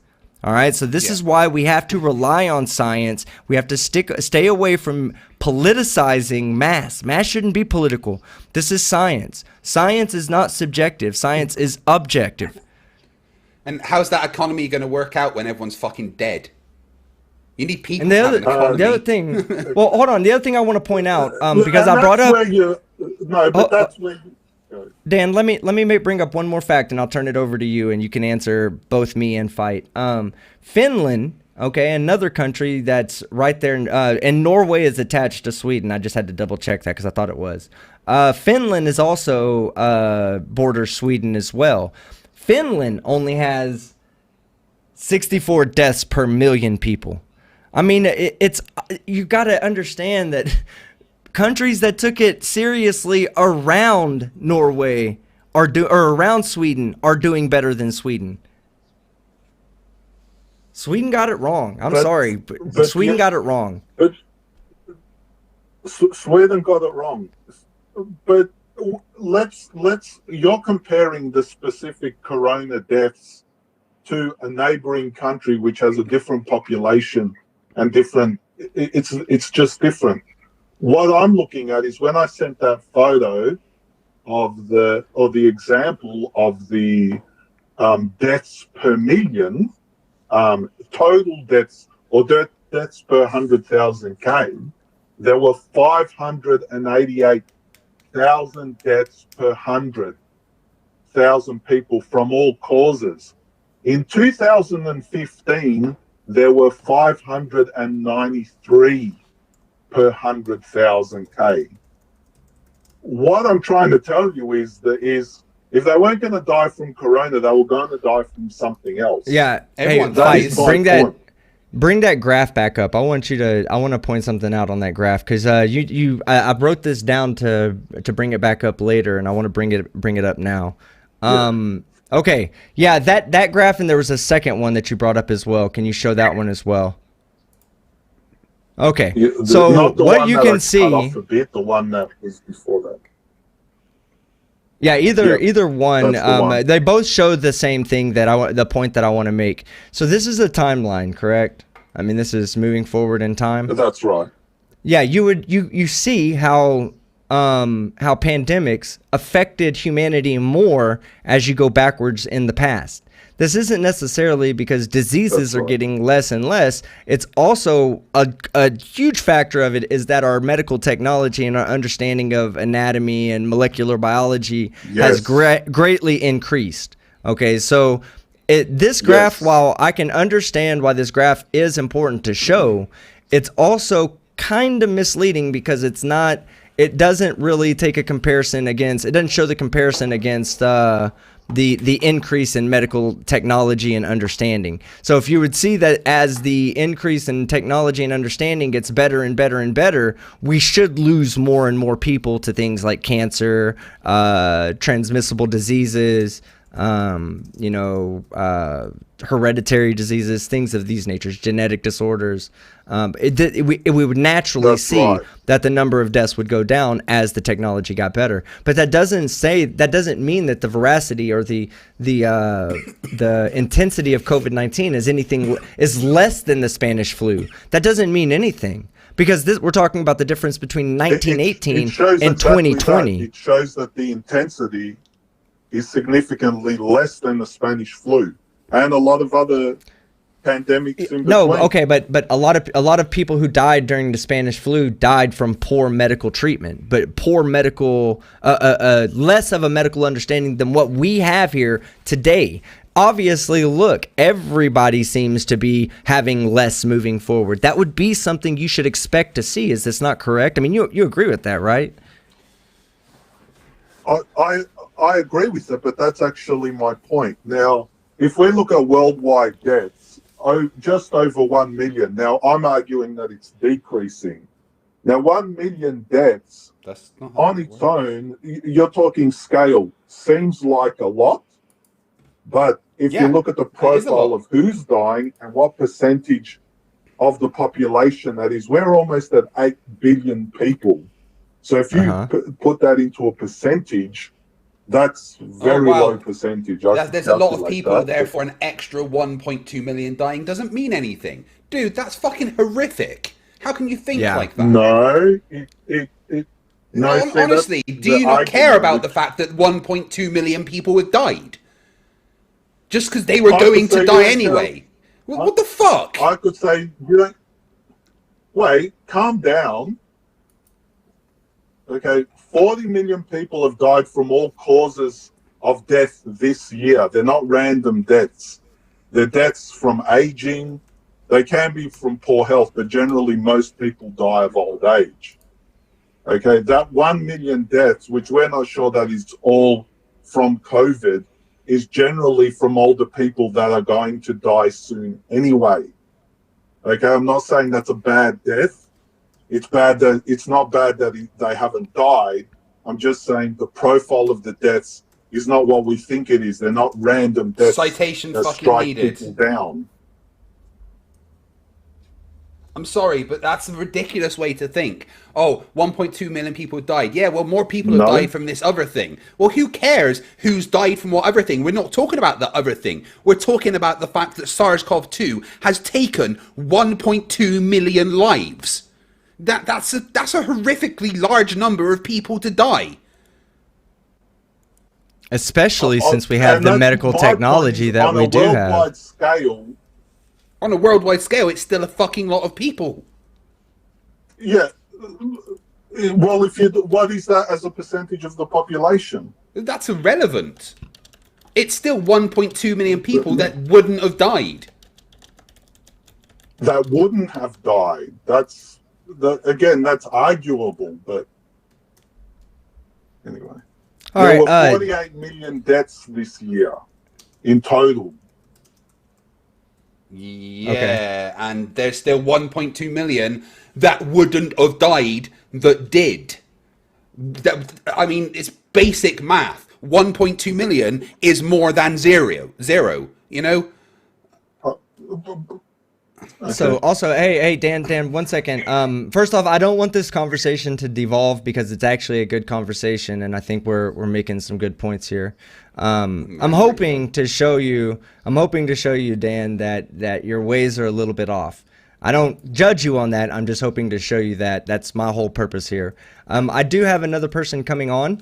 PhD Tony would like to come on and just have a conversation real quick, but I will make sure that these conversations do remain civil. I've got to go. Okay, well, that's understandable I've too. got to go. So you Well, can discuss is there it maybe a between way? yourselves and- Is there maybe a way we can get you to come back in a week or so to carry on the conversation? Yeah, when I'm next available, we can talk Just about hit it. me up an email. Yeah. Well, Dan, thank you very much for coming Yeah, on we'll tonight. talk. Go ahead. Yeah, thanks, Team Skeptics. Thanks, Craig. No worries. Thanks Glad for the voice sorting it out. modulator Thanks worked for- out. I think it sounded quite good. You didn't sound too like robotic or anything, but it still managed to hide your identity like you requested. I think it worked out all right. Yeah, I'm Yeah, still a thanks. big fan Yeah, over well, the thank other you. of your content, and have a good week and good Cool. luck, and hope to talk soon. Cheers, Dan. Wear a mask. Okay, thank you. Yeah, take Thank it you. easy, Bye. Dan. Thanks for coming in. All See right, you. Bye. later. All right, let me get PhD Tony in. I'm a little glad that he left because I was starting to get angry at the I way know, that he was acting. That's why I was like, hey, let's try to keep our calm. Let's try to keep our calm. So I think the numbers still really do point in the direction of wearing a mask as being a benefit. Give me 1 second. I'm sending him a thing. Just to Bruce Jones in the chat, Homo habilis discovering his opposable thumb says what?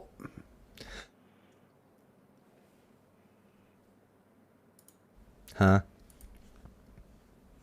Don't worry, team. He's clearly a caveman, so. Oh. A Neanderthal. Yeah. He says that I should have tried harder at being outraged. I am Tony. fucking outraged that 1.2 million people dead. Tony, what's up, man? Hello, how are you? I am well, thank you. He just- Nay. He just dropped out. Yeah. But he said he'll come back in the future. But I heard. I'm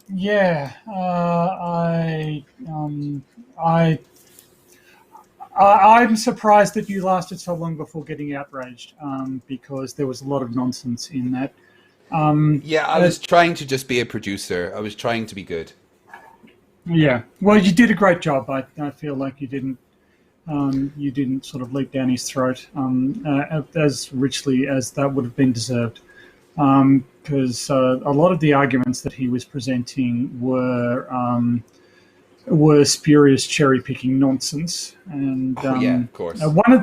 One of the things that you didn't get around to discussing that I was a bit disappointed by was sort of the mortality rates that we have don't include the long-term mortality that was being, and adverse effects that were being mentioned by the other debater whose name I've forgotten. She was talking on about the long-term side effects. Yeah. Yeah, we're not going to know what the long-term death mortality rate is for this for at least a decade, I think. We're going to have to keep an eye on what happens. And his idea that, in my opinion, these mortality rates are going to go in this direction from here on in, well, that's great, but irrelevant. Your opinion has no weight. But also, if we take off the brakes, if we just forget masks, forget social distancing, just carry on as normal, what happens is that the health system collapses, right? Because there are so many cases that they can't effectively be treated. So the mortality rate we have now is much, much lower than it would be if we just let the handbrake off, right? And people would start dying from conditions completely unrelated to COVID simply because they can't get access to healthcare anymore.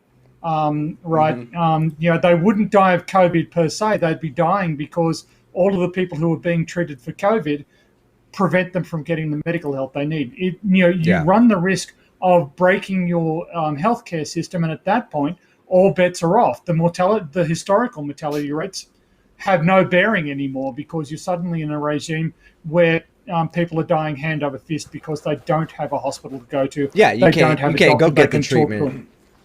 Yeah, if the health system becomes overwhelmed, then it affects everything else. I mean, already, I was reading in the UK, they've had to cancel over 14,000 operations for cancer patients because they don't have the resources to do it at the moment because of what's happening with COVID. So if the health system is being bunged up with one thing, it's going to cause deaths in other things. Yeah. So the argument that just slowing down the virus isn't constructive is one based in complete ignorance of how healthcare systems work. Slowing down the virus is actually essential to make sure that your healthcare system still functions. Without it, your healthcare system falls over and people start dying in droves. Complicating this is the fact that in America, of course, there is no such thing as sick leave in general. So sick people have a strong economic incentive to go to work. Your infection rate just skyrockets. The whole idea that we should just let the handbrake off. But, also the other thing he kept on doing, he kept on, every time you made a point, he'd go, well, what's the option? Wearing masks and shutting down the economy? This was a debate about masks. It wasn't a debate about shutting down the economy. That's a different debate. This debate was supposed to be about masks. And what he never explained was what is the downside of wearing masks? What is the harm that wearing masks is doing? It's annoying. Furries do you know what, it. Tony? Here's the downside for wearing masks. As someone who wears glasses, and I'm sure you can attest to this, it's fucking annoying that your glasses get steamed up. Right? It's really, really frustrating having to wear a mask. I fucking hate it. But so fucking what? I'm a big boy. So what? Yeah, that's right. It goes back to my analogy when I was like, if you cut your arm and you just let the scab do its job without picking at it, it goes away faster. The masks, they are the scab, right? It's just a temporary thing that's holding everything together until we get a proper solution, a proper medical solution. Once we have a proper medical solution, then we don't have to worry about the scab anymore because it's healed over. But if we keep picking at it, go ahead. Well, I'm not sure that masks are going away. I'm not sure that, you said that this is going to settle down, that we are going to go back to normal. I think the normal has changed. There are large portions of the globe where people just wear masks routinely to protect themselves from air pollution. It has beneficial health effects as a result of that. I think large portions of the United States would benefit from wearing, and Mexico City or other places with severe, Los Angeles with severe pollution problems could benefit from just mask wearing as a habit. If we transition to a point where we just have to wear masks all the time, what's the downside? Just do it, get on with it. It's better than being dead. He asked the question, should we wear masks for the rest of our lives? At this point, I'm resigned to it. So what if we need to? Who cares? I don't. How is that bad? It's not going to hurt. You know what, Tony? If we have to wear masks for the rest of our life, can you imagine how cool masks are going to be in 10 years? Yeah, that's right. Sort of. You want to walk out with a Bane mask or have you seen those face hugger masks? Yeah, the face hugger masks. I have seen amazing. I have seen those. They do look. Start becoming collector items, right? Everyone will have to, they get to customize them. You start having competitions, best face mask. It become a thing. Yeah. So, and you know your what? Cthulhu masks. When it comes to masks, like I will say this right here: I don't like wearing a mask. It's not something I like. I don't think anybody out there likes wearing a mask. But I understand the importance. We like it. We like it when you wear a mask. We have to see your face. But at the same time, could you wear one that covers the top as well next time, if possible? At the same time, it's really just it's not obstructing me at all. Like I don't get it. I don't get these people that are so dead set on not wearing a mask. Really, it's a political thing at this point, right? Yeah. It's like it's if you had all the Democrats believe in flat Earth, you would have 50% of the United States believing the Earth was flat because people politicized everything, and you had, or Republicans, either way you want to look at it. If you said the Republicans would be the ones that say it. So let's just say it like this. If all the Republicans started saying the Earth was flat, 50% of the population would begin saying the Earth is flat because they just politicize everything. It's the same thing with the mask. They've politicized the mask. Look at all the people out there. Hardly ever do you find a Biden supporter wearing a mask, or anybody that's on the left wearing a mask, or being an anti-masker. Being an anti-masker. Mm-hmm. All the anti-maskers are ones walking around going, Trump, 2020, Trump, yeah, Trump. Those are the anti-maskers. they've politicized it, and now they are willing to ignore science just so they can remain in line with their political party. It's fucking ridiculous. Yeah, and it should be politicized, but obviously it is. I mean, it's just the other thing that I thought, the other thing that I found weird was that as you pressed him, he went more into the obstructionist cherry picking sort of style of arguments.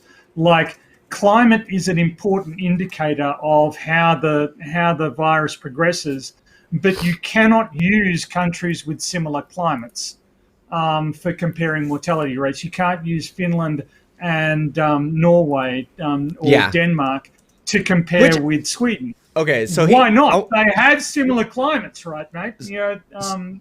So I want to point that out because I almost answered. I was trying to get to answer him as to why the real the differences between Sweden, Norway, and Finland, and he brought it up. He said the population densities are different.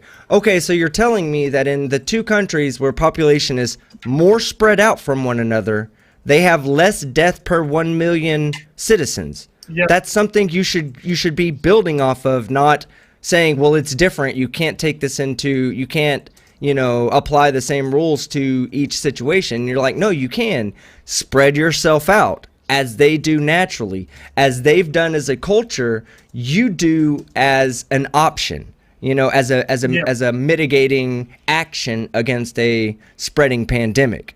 That's why, like, I didn't get a chance to get it. He had to leave. That was right before you came on. I started pulling all the stuff up to get to that point. But along with your point, look at Brazil's climate versus Korea's climate.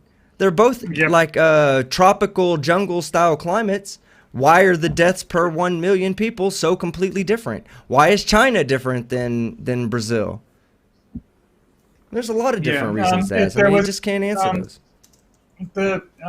What I saw was a lot of I'm being governed by the statistics, except where the statistics destroy my argument, and furthermore there was a tendency to not just look at the statistics but interpret the statistics.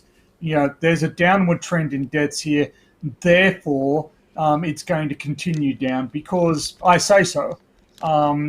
Because this is happening and that's happening, and therefore it's going to result in this. You can't tell that from the statistics, and he was using historical data from all these other countries, and he was picking the ones that best illustrated the narrative. Different countries have different attitudes to mask wearing, to social conformity, to social distancing. They have different population centres. Also, countries can suffer extremely adverse consequences, even though they introduced a mask-wearing policy. Like he was talking about Italy. Yes, Italy instituted all sorts of draconian measures way too late. It wasn't that the measures they introduced weren't effective. It was that they did it vastly too late. The problem was way out of hand by the time they decided to take it seriously. So it's not just a binary, did they do this or did they not? It's when they did it in response to the, and just he was logically all over the place, it was actually incredibly frustrating to listen to somebody present a series of incredibly faulty syllogisms, just really upsetting. And I can understand, you guys did really well to maintain the civility of the conversation because I would have punch him in the throat. Well, yes, you might have wanted to do that, but it wasn't obvious. So well done. I do want to point out, SC just corrected me and said South Korea is not tropical, FYI. And yeah, I looked it up. You're absolutely right. It's too north to be tropical. But it doesn't change the fact that China does have tropical zones, and you don't see the same deaths per 100 or per 1 million people there as you do in similar situations in Brazil. So maybe it's the Coriolis effect, because Brazil's in the southern hemisphere. Could be. It could be the trajectories of the water droplets. And that's when I kind of knew that you were on a downward spiral. Masks don't stop viruses. Viruses are too small. Yes, that's not the point. They stop the droplets. If you'd listen to anyone, if you'd listen to any of your videos on the subject, if you'd listen to any video on the subject, it's the droplets that the virus is in that's being stopped by the masks. So I find it funny, right? I find it funny that they say, I can't wear a mask because the masks don't stop the droplets or don't stop the virus, but it does stop the oxygen from coming through. And you're like, you do realize that a molecule of oxygen is so much smaller than a fucking virus particle. Like, so much smaller. Right? When you think about their argument, it almost makes logical sense. Individual virons, are way smaller than the holes in cloth masks and even in surgical masks.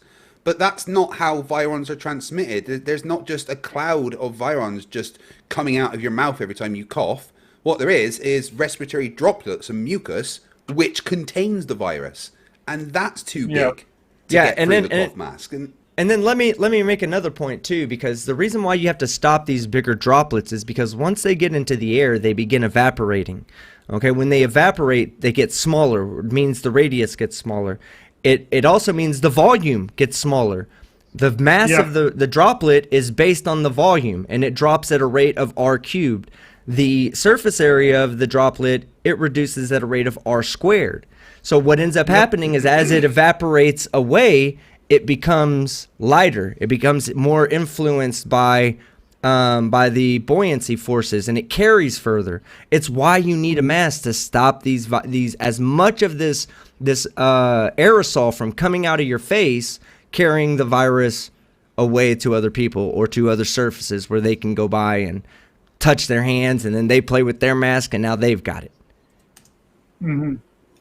It's the entire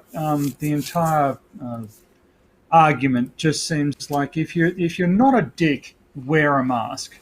It's that's the problem, Tony. That's you've just said it there. If you're not a dick, unfortunately, most of these people are selfish dicks. I mean, like even if sorry to cut you off, Tony. Sorry. Even if wearing a mask saves just one life, isn't that worth it? Yeah. You don't have the right to take another person's life. You don't have that. You do not have that right. That is not. Yeah, I'll argue that point. At the end of the day, wearing a mask is going to save at least one person's life. So just do it. In order to save one person, so my PhD supervisor, keep on mentioning, he's in the office next to mine, and he's in his 80s, and he doesn't come into work that much, but I live in dread, since I travel to work by public transport, that I will be the vector, that I can carry the virus in. So I take every precaution I can to make sure that doesn't happen. I stay, 6 meters away from him when he is in there. I wear a mask as often as I can. I wear a mask on the to work, coming from work. Not that it protects me, but if I am an asymptomatic carrier, I want to protect everybody around me. And I wear a mask when I know that he's in the office and wandering around. I wear my mask. So it's. Sorry, I've just seen Smart Pants in there saying, well, if droplets are what we are worried about, then we don't need mask. Unless you're sneezing or coughing, sorry, you're terribly wrong. Do you know what happens to be in your breath when you breathe out? Do you know how much water droplets are just in your breath as I got you breathe this. out? I got this. Hold on. I've looked this up before. My God. And it's funny. You people piss me off beyond belief. Honestly. This is hilarious right here. I got to show this Can someone stop the planet? I want to get off. I'm done. Okay, look. Oh, wow, they even have a better picture. Yes, I'm good with this. Let me see. Let me get this picture downloaded, guys. Sorry. Oh, either you, Smart Pants, or you, Bryce, whatever your name was in the chat, being idiots. I challenge both of you to an anti-mask debate. Me and Team Skeptic against you two. Because you both seem like complete and utter fucking retards. It's a Hold on, I'm sorry. I'm just trying to get this picture over here for us, so I can show this off. Oh, I can just show it right here. Okay. Sorry. Look, here you go. Jones, what do you there mean you you're go. pro-mask? The way you're fucking acting, you do not seem pro-mask. I just want to say, look, for those people that say, why do you wear a mask? What is the purpose of wearing a mask? This thing right here does an excellent job. It might not be as good as the cloth covering directly over your mouth and nose, which is going to catch more, but this is the reason. Right here, guys, look, this is the reason we wear these things. This is just breath.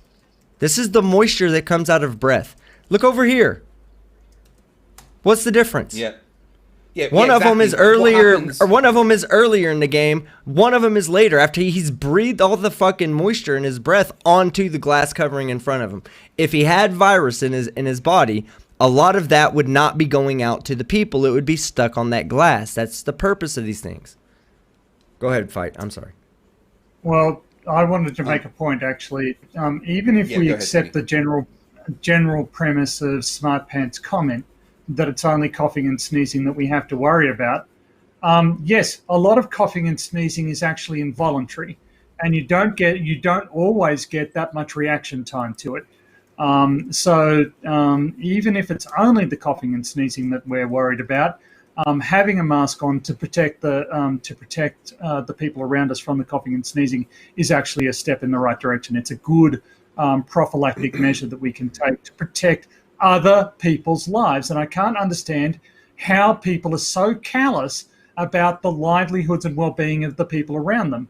I felt like asking, Dan, how many kids do you have?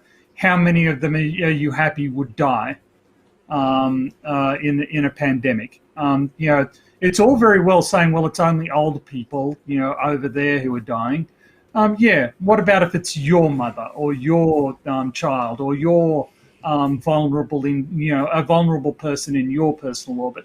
Are you equally cold-blooded when it hits close to home? Are you going to accept that's just the price we pay for the boundless joy of being mask-free? Oh my God, obviously, Smart Pants, you are. He says video or we don't know on that pick, Team Skeptic. He could have coughed. Also, what's the weather? Where he was at could be. Yeah. All you gotta do is go. Oh yeah. That was a dumb thing to say.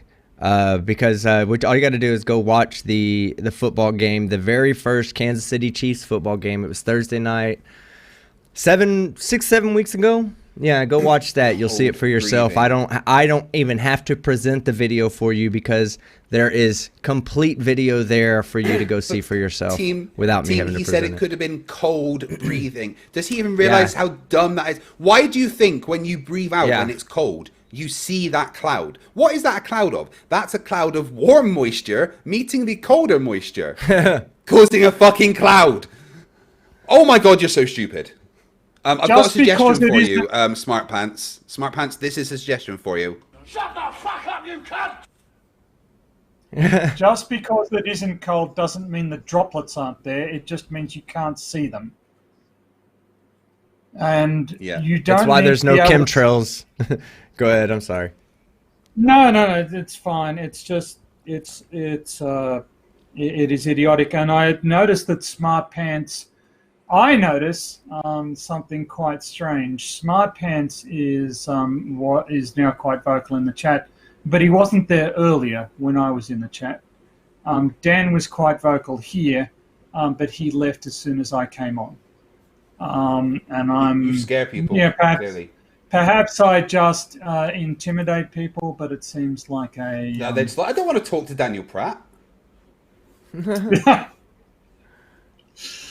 You see, so this is the sacrifice that Fight the Flat Earth makes for you people.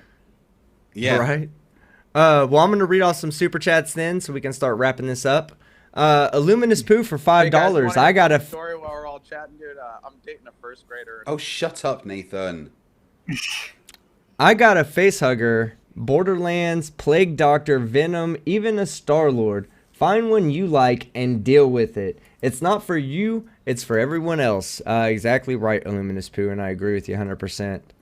Sir Pico Pop the Benevolent for £9.99. Sweden's population is 33 times smaller than USA, so the death rate is on par with America. If you work it out per population, if Sweden had 330 million people, it would have 200,000 deaths as well. Exactly. The argument that, oh, it's a smaller population or anything like that is a ridiculous argument. You can extrapolate data and statistics. So, excuse me. Roby for $5. A little off topic. What is the current donation goal required to get our fine host to make a full-length Ram Ranch music video? What's a Ram Ranch music video?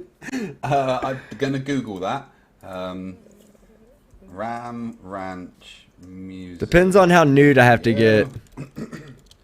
Ram Ranch 7. Oh God, no. No. No. What am I watching? Please, what's going on? Robib, I'm significantly Why is there disappointed 18 in naked you. Cowboys? Yeah, I'm really disappointed in you, Robib.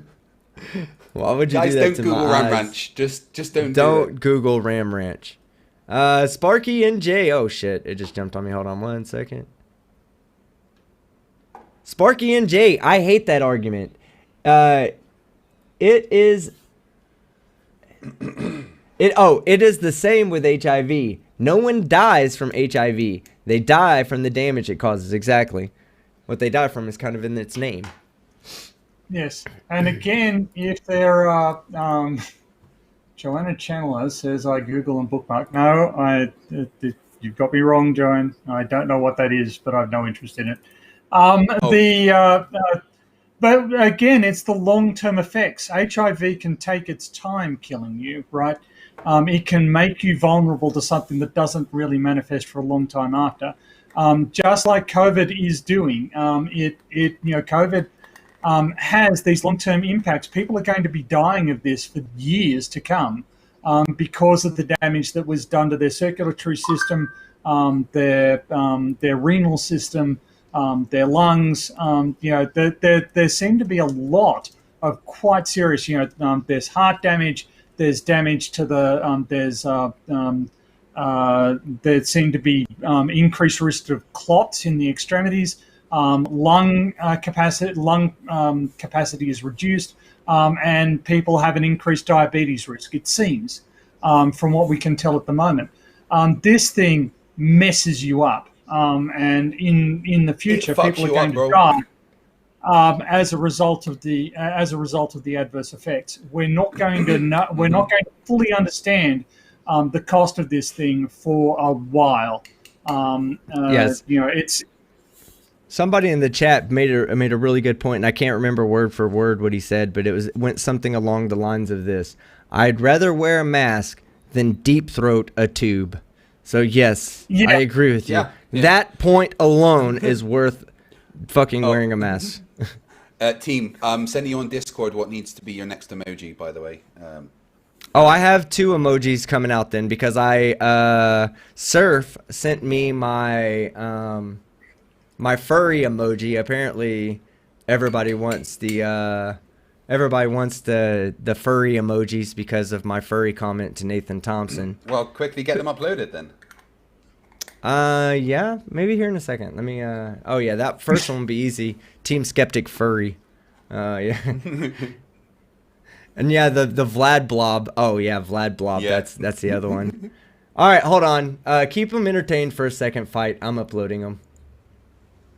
Smart Pants says, in relation to other viruses, the death rate for SARS-CoV-2 is minuscule.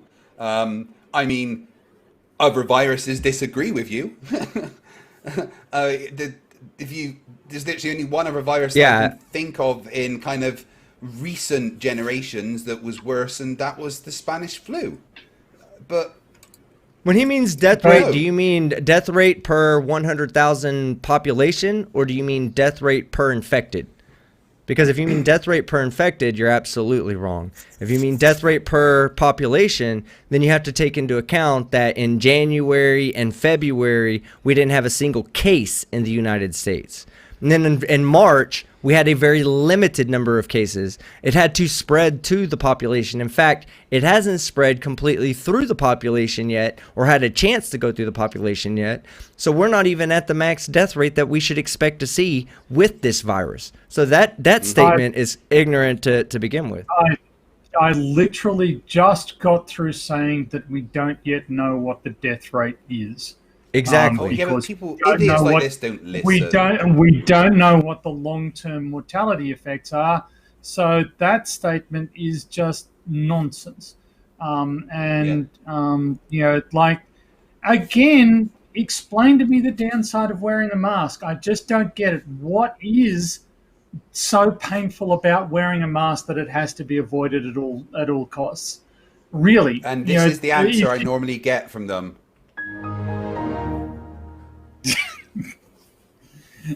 It's just, like if somebody said, you can actually prevent the people around you from getting cancer by painting your left hand black, right? In the morning, just get some black paint, rub black paint on your hand, and the people around you will have a much greater reduced chance of getting various forms of cancer.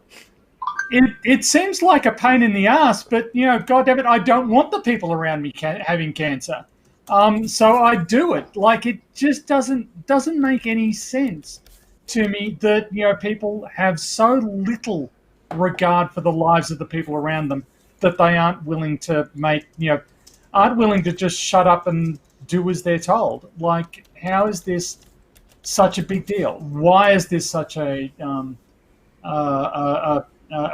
huge point of debate? Why are we wasting time on this rather than just shutting up and doing what's necessary? Because there's idiots, Tony. There's idiots. You know what? How about all of us actual people with brains, we just crack on and just get cold fusion sorted, right?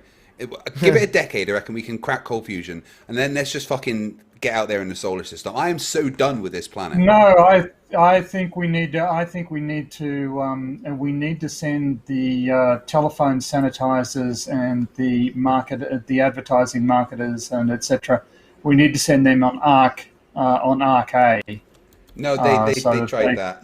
They ended up being the basis for humanity. So no. It shows. Also, it shows. Let's not give the dumb people the amazing experience of going into space. We get that shit, not them. Clive Wells says cold fusion. Not sure that's possible. Give us 10 years, Clive.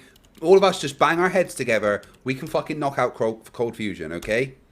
Well, I don't think we need cold fusion. We just need working. There we go. There we go, guys. Everybody. Thorium reactors will sort it all out. But anyway, Fohammer says he will debate me on the merits of ranch dressing. I'm not sure that's exactly on topic. All right, Jessica so everybody. Says some people want to see others suffer. That's true, but they can do that in the privacy of their own bedroom. I don't mind. All right, so I've got 2 new emojis out there, everybody. If you're a member, refresh your page right now, and you can take advantage of the Skeptic Furry and the Vlad Blob. 2 new members only. God, that Vlad Blob looks so great. Oh my God, I could Vlad Blob all day long. I'm just gonna Vlad Blob all night. So I've decided I'm doing a stream on Wednesday, right? That's going to be a stream where we go over Nathan Thompson's new Facebook group. How's that sound, team? Yeah, it sounds cool. Okay. Will you have a Vlad Blob emoji for me to spam? I already do. It looks so wrong. It does look so wrong. I can't wait till he shows up. I hope he's not banned on my channel. If he is, he's getting unbanned immediately.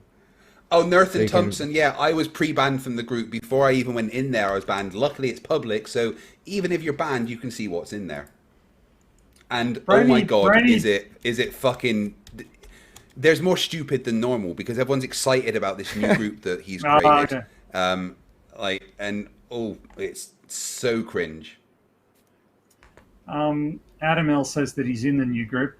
Brainy Beaver says that COVID is the only virus that causes swelling of the blood vessels.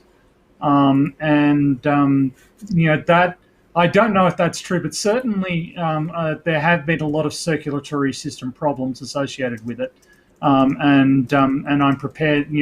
So that would be interesting if that were the case, because that's a really harmful side effect. Apparently, a lot of people are in the new group, Average Joe as well. So we've got a lot of insight. When I told him, I emailed him, and when I told him, I said, people only join your group to laugh at you, dude. Like, nobody fucking joins your group because they're seriously considering, like, maybe 10% of your flat, or 140,000 people, maybe 10% of them were actual flat earthers. The other 90%, half of those people are there to laugh at you, and the other half are people that were added to the group by other people. So if I was in his group, I could go add Fight and you, Tony, and 30 other of my friends into the group. And if they get approved for the group, they automatically get added to the group. So then you have to just leave it if you don't want to be in it. That's what half of their shit was. Briny Beaver is sending me a link with evidence in it. This is why he's cool. Don't click on anything Briny Beaver sends you. It's porn. It's donkey porn. Starring Briny Beaver. Okay. Yeah, people are loving that new emoji. Vlad Blob. I definitely love it. I made it. Well, you made the picture, then I made the emoji. I made it. Teamwork. Teamwork makes the dream work. All right, so... okay. I have a question to ask people in the chat right now. Hold on. Stop spamming the emoji for 1 minute so people can answer this question. It's a serious question because it's something I want to do with you guys. Please type a 1 in the chat, and only a 1 if you have Amazon Prime. Okay? If you have Amazon Prime, I just want to know who out in there in the chat has Amazon Prime. So here's the thing about Amazon Prime with me, right? And I don't know how this has happened. I've had Amazon Prime for about 18 months, and I have never paid for it. Not once. Every month, I get an email from them saying, your Amazon Prime is due to be taken, £0, 0 pence. I've never been charged for Amazon Prime. And now that I've said this, Jeff Bezos is listening, isn't he? Yeah, probably. Well, okay, so I see a lot of 1s out there, and that's great. Because me and all you beautiful 1s out there can go watch Borat together over on Twitch. Oh my God, I tried to watch it. Have you ever watched something that is so cringe you have to turn it off? I physically couldn't watch it, team. It's so hard to watch. Oh my God. All right. So for all of you people out there that put a 1 in there, do y'all want to go watch Borat with me? Yeah. We can watch it together. Bruce we don't Jones have to do it tonight. So hold on. Bryce Jones says COVID-19 is almost gone in countries that matter. I'm sorry. How many current cases is there in the US team? Does the US not matter? Wait, what about the UK? 44,000? I think it's the definition of countries that matter there. So as long as your definition of countries China, that matter, South Korea, North Korea. No, North Korea is not one of the ones where it's gone. But Australia and New Zealand, for instance. According to North Korea, they've only had 1 case. Yeah, that's right. According to North Korea, I wouldn't trust them if my life depended on it. Really, there's a they're lying.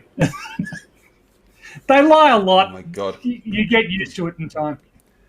Bryce, listen very carefully. You stupid. Yeah.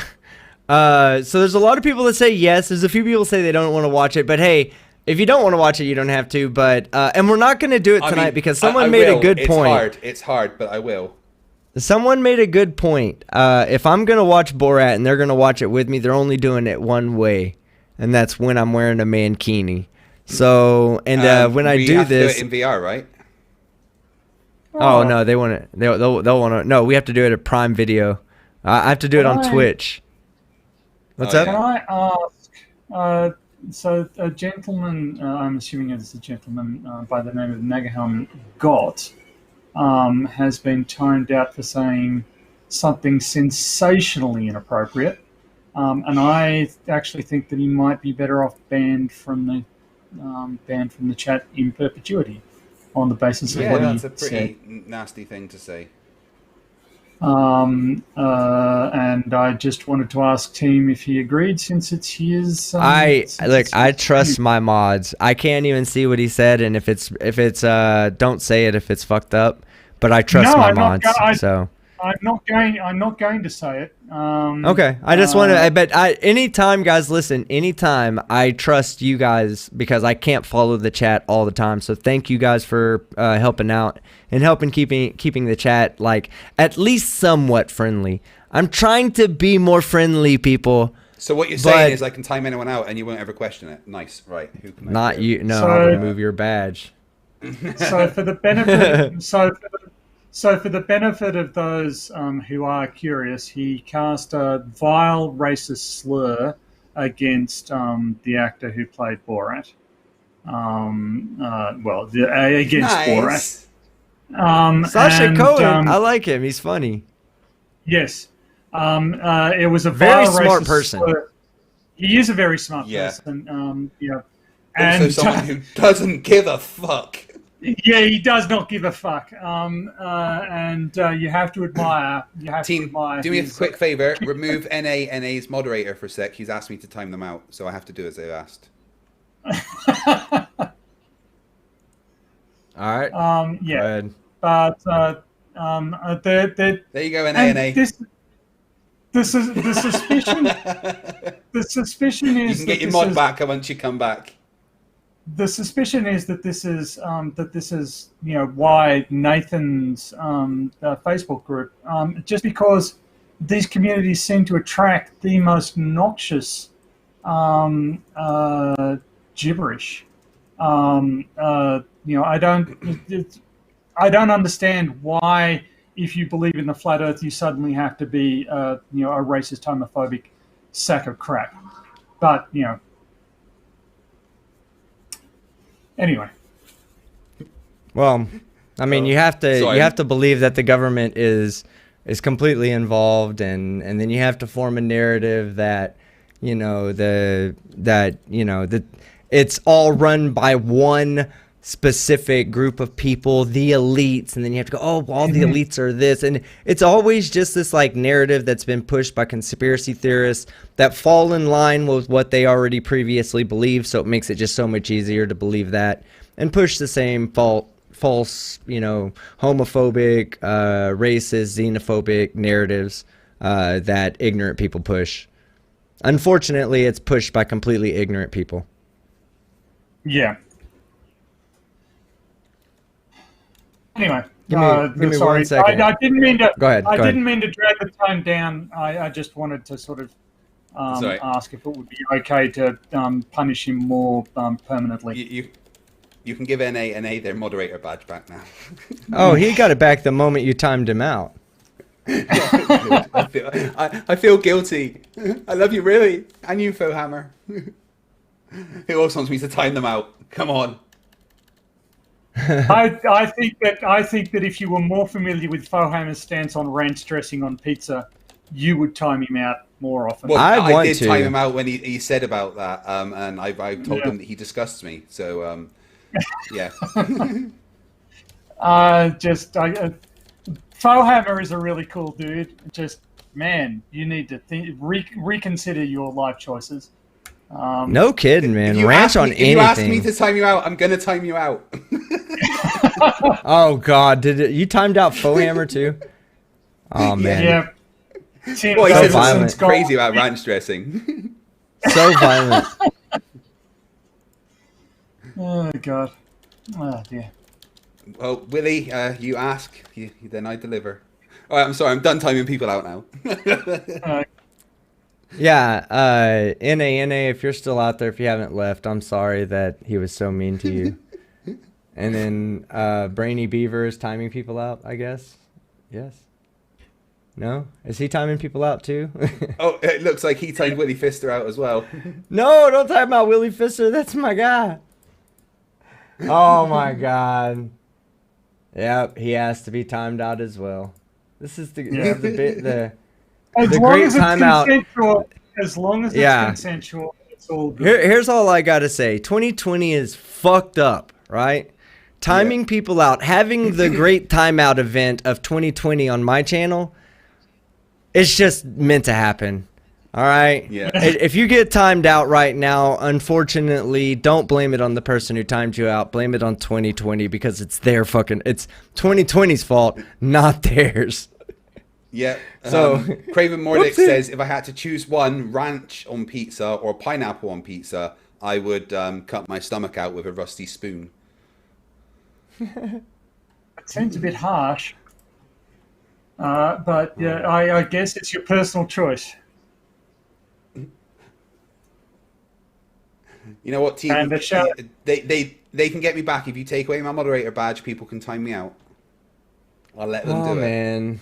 See, that was the unfortunate thing because I was waiting. NA, check your damn Discord. I messaged you to tell you that I was going to remove FTFE's moderator badge so you could time him out real quick.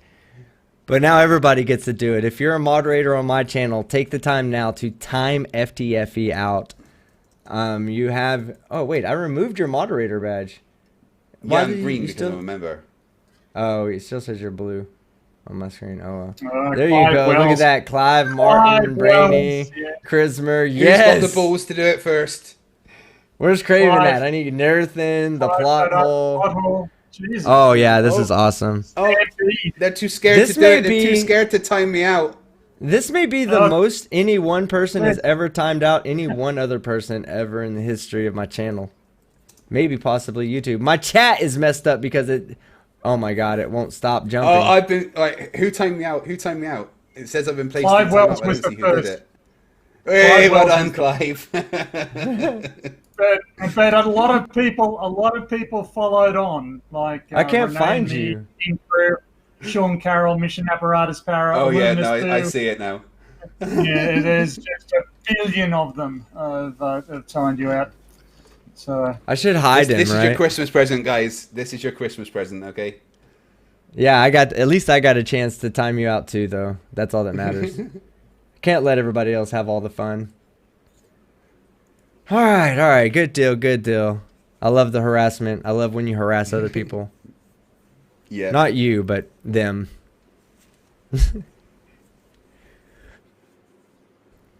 All right, let me get to where the super chats ended. Oh yeah, with Rob Beeb. Yeah, asking us to make a full-length Ram Ranch music video. Not gonna happen, Rob Beeb. Not gonna happen. And what is the current donation goal? I don't know. I mean, if Fight wants to set a donation goal for me to reach, for him to go do a video like that, I'll be more than happy to reach that donation goal for him. Sparky $3.50. NJ. Huh? Tree Fitty? $3.50. Yeah. So if you guys give me $3.50 in super chats, he will go make a full-length Ram Ranch music video. He just said it. You heard it. Hey, I don't have to lie about it. There are 300 witnesses that heard what you said. So, yeah. All right. Let's see. Tim Weegers for €5. I hope I said that right. Please compare Sweden and Norway, Finland, Denmark, and also compare economic impacts, and you will see Sweden is not a great use case. Yeah, I didn't even see your super chat, Tim, but I did point that out. I'm not seeing it till now, but I did point that out to him. I don't think he accepted it. I think he tried to ad hoc his way around that by saying that it's different population densities. But I think the argument that they're different population densities actually supports my argument better. You know, that's natural social distancing. That's spreading yourself out across the land. And that would mean that, you know, if you have less people condensed to a small area, you know, and we're right about how COVID is how it's transmitted from one person to the next, then spreading out would naturally result in a lower number of deaths per million people. So thank you for the super chat and thank you for pointing that out. The plot hole for $2. I only need 152 U-boats. Can we do it tonight? Guys, if you haven't been around for a very long time, U-boats are subs. He only needs 152 subs to get to 1,000. He has a beautiful dog. He needs monetization so he can feed his dog. Let's get him to that 152. His dogs. He's got beautiful children, and he's a great content creator. He's got one of the world's greatest voices behind Sean Hufford. Sean Hufford, yeah, a greater sapien. And he taught me everything I know about hiding the bodies effectively.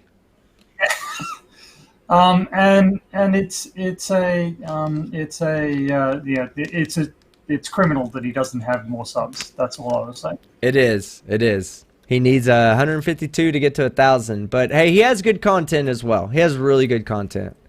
Illuminous Poo for $5. There's definitely a right or wrong. Wear the mask because you're wrong. Absolutely. Well, I tried to while Kirsten was here, and I want to say shout out to Kirsten for that was your first time to ever be on the on a show, and that you did an amazing job. So big time shout out. But and I wanted to stay as biased as possible, or as non-biased as possible. I just wanted to present any fact that somebody was trying to pull from, because he asked to look up several countries and whatnot, and I wanted to, make sure that I presented the same evidence for both of them equally.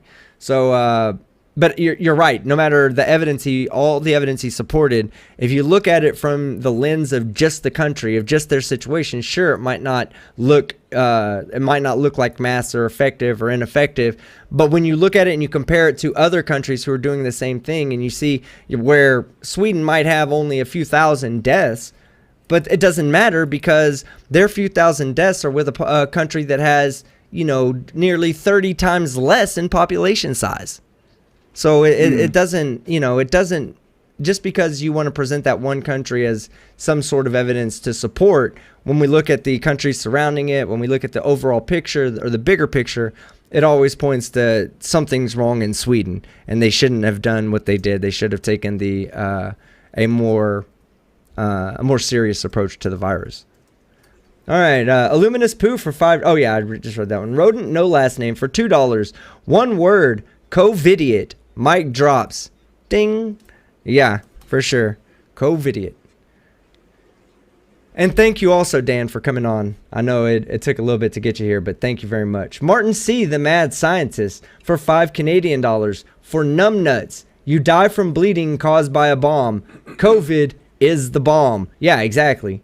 It is something that causes other things to happen inside your body. Just like Nurse Kirsten said, that it's your immune system's reaction to the presence of the virus that ultimately does the damage to the body that's irreparable.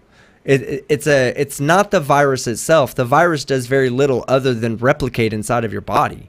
And that's primarily what the virus does. It's the effects that come along from your body reacting to the virus that really does the damage to the human body. Benjamin Donaldson for $5 Aussie. For every new infection, there's a chance for the virus to mutate. How fake will it be if it starts killing like the Spanish flu? Hundreds of millions dead. Yeah, I believe Spanish flu had a 2% mortality rate of world population. Is that correct? 2% of the population died during Spanish flu? Something like that. Do you guys happen to know? Like that. No, I don't happen to know. I wouldn't have. Let me look that up.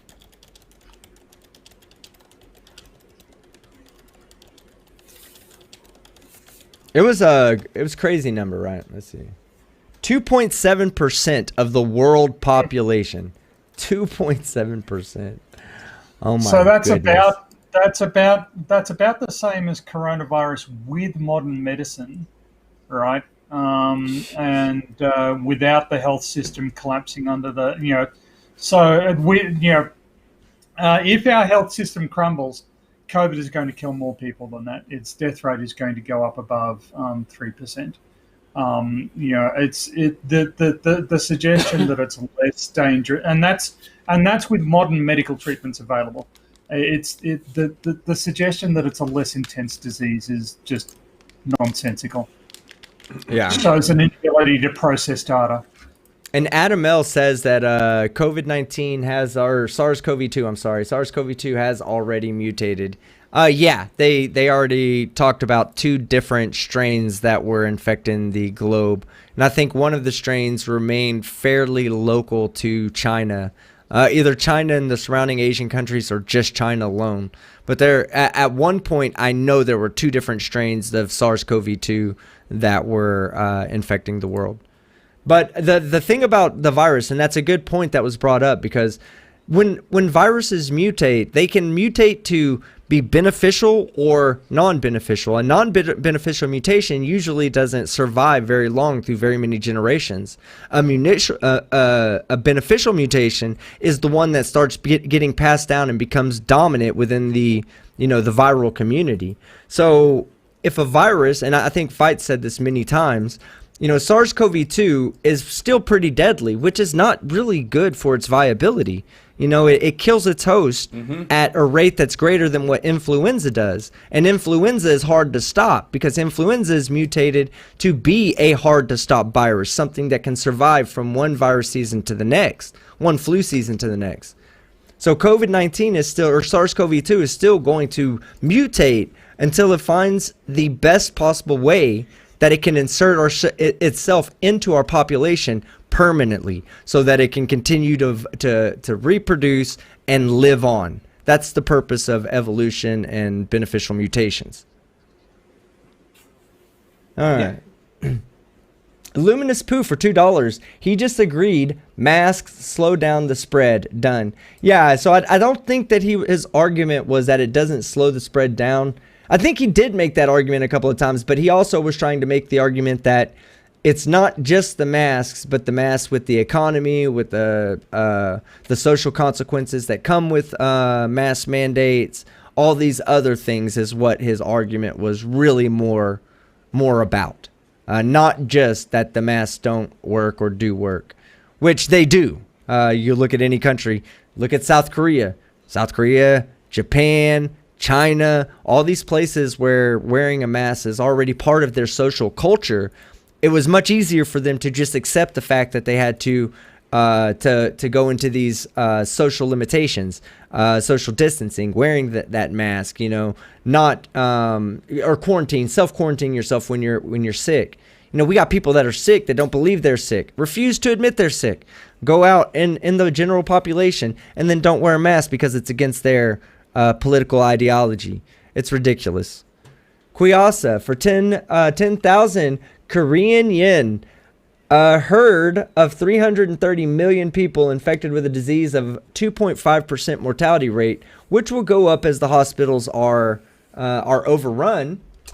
And that's a prospect of 8.25 million people dead within 5 years. Good point, Kuyasa. Good point. And right now, if you look at just the hard numbers, the mortality rate's greater than 2.5%. Well, I guess I would have to understand what you mean by mortality. Do you mean deaths per infection or deaths per population? Because I guess you're meaning deaths per population in that one, actually. Yeah, it's going to be about that. Yeah. That's death per population, 8.25 million. And right now we're at, what is it? Let's see, we're at 140,000 of 330 million. So what's that infection rate? Or mortality rate, I'm sorry. 140,000 divided by...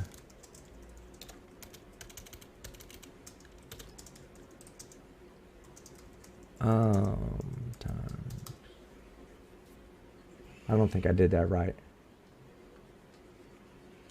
Oh, because it did it in scientific notation. Okay.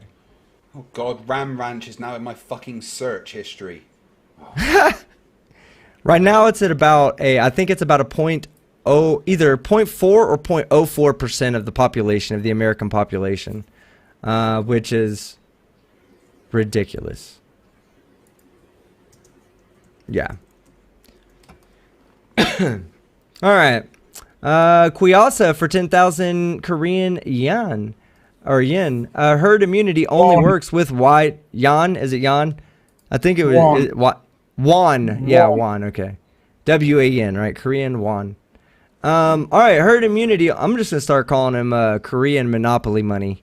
Herd immunity only works with wide health coverage, plus a social support infrastructure, plus limited exposure conditions. The U.S. has none of those. Talk of herd immunity in the U.S. equals I surrender to the virus. Yeah, we shouldn't be considering that until we have a vaccine, and it's much more well understood what the side effects of what catching COVID-19 or catching SARS-CoV-2 does to the human body and the side effects. Then we can start talking about how to attack the pandemic with herd immunity, which is still going to require like 80 or 90% of the population, I believe, has to be vaccinated for herd immunity to work. Anyway, Sir Pika Pop, the benevolent, for $1.99. Team, how long can furries wear a mask for again? Furries can wear the mask. No, I'm sorry. Furries can fuck each other for hours at a time wearing a mask. And you can't put a fucking mask. I didn't say a doctor. I said a furry, you fucking moron. A furry can put on a fucking mask and fuck each other for hours at a time, and you can't wear a fucking mask for 10 minutes?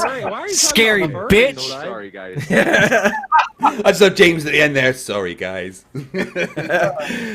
I'm sorry. I just trip myself up every time when I think to myself in my head, I could have ended it right there when I said you can't wear a mask for 10 minutes.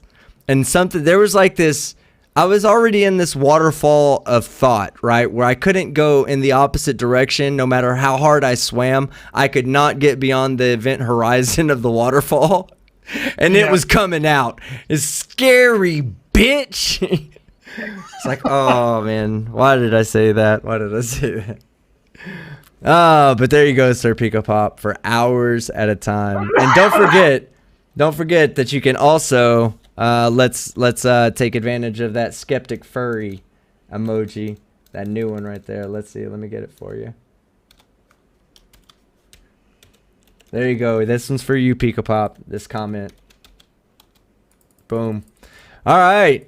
Martin C, mad scientist, for $5 Canadian. Numbnuts. We will soon be able to accurately trace who gave who the virus. Are you willing to accept the personal liability of killing a person? Yeah, 100%, man. That's fucking... There's people out there that need to fucking take some responsibility for their actions and need to say, you know what, instead of putting myself in a position to say I'm sorry or defend myself, just wear a mask and don't cause the problem to begin with.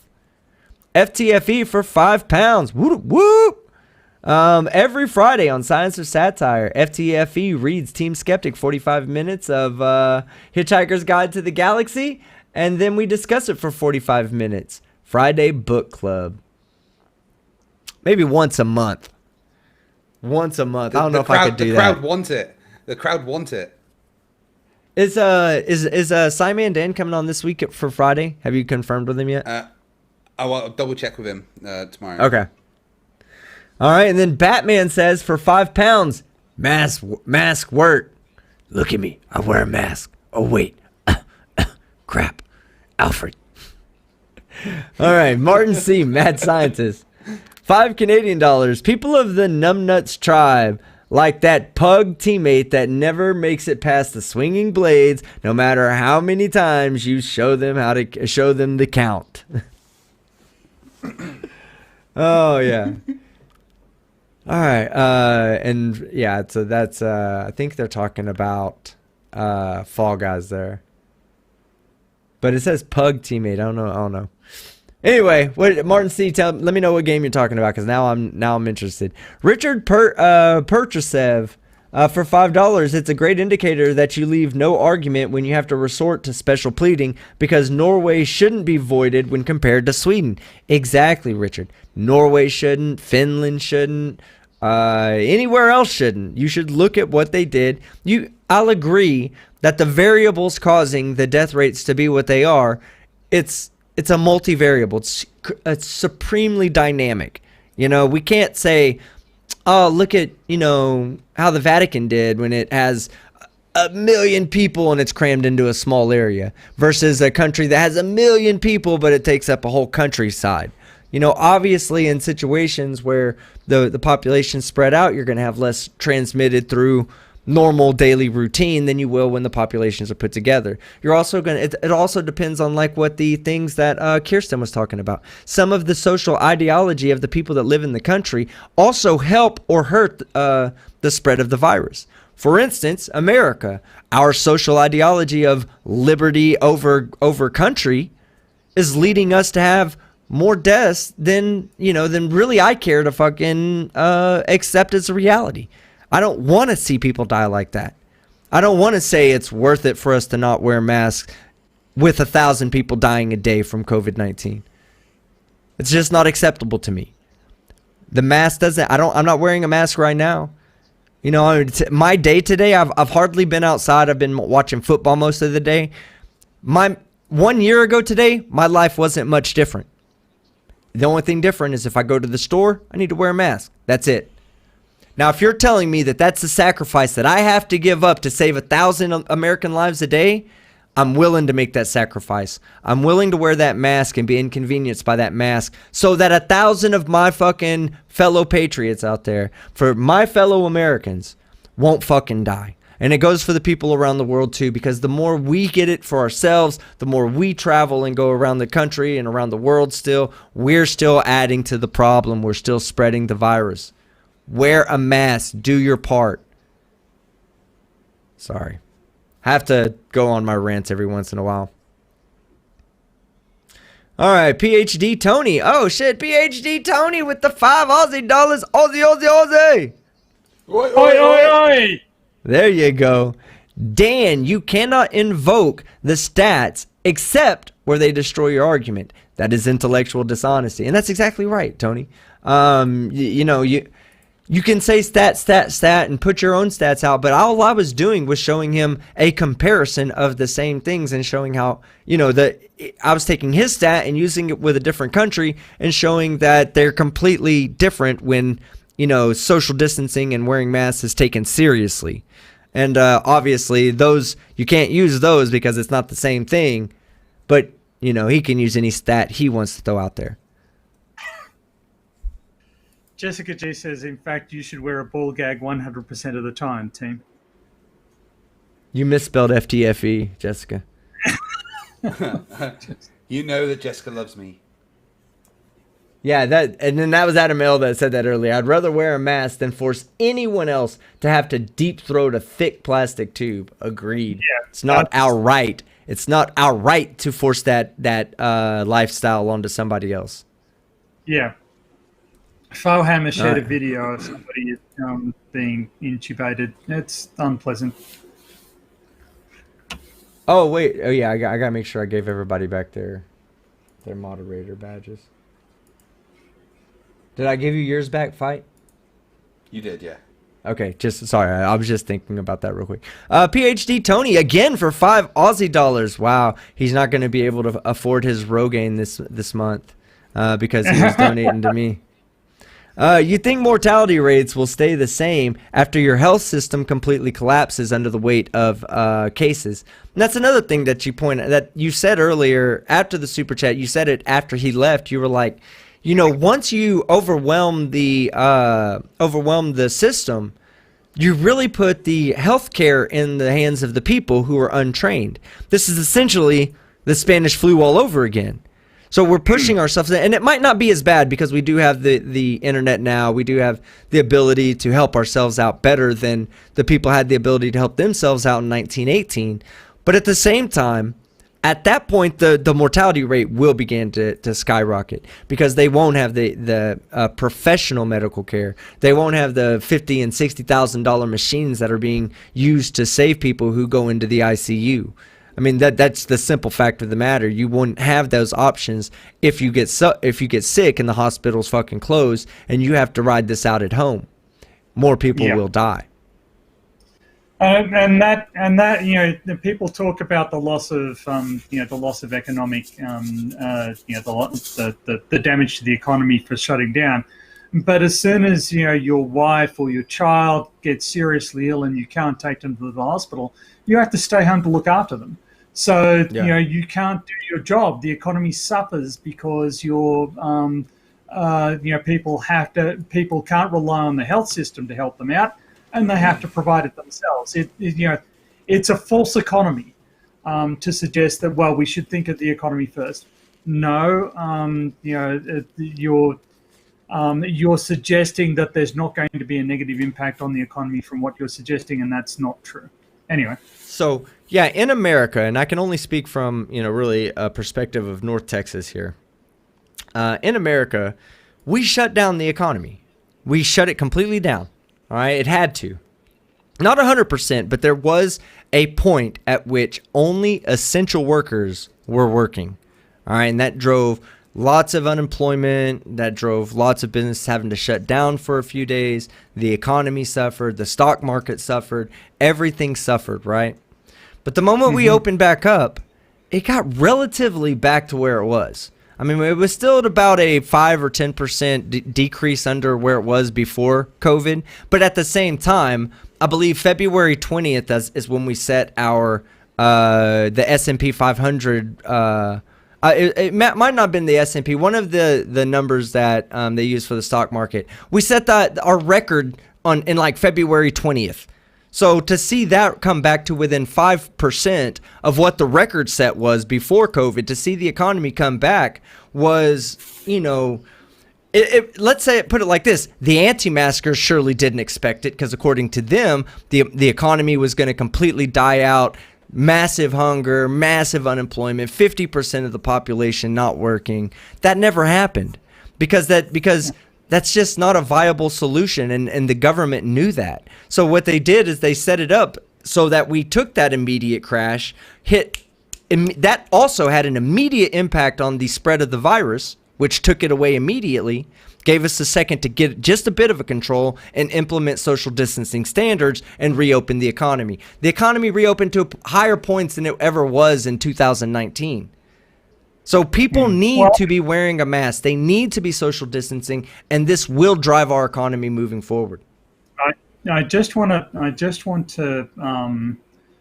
make a general point, which is that, in my opinion, the stock market is an extremely poor indicator of the well-being of the economy.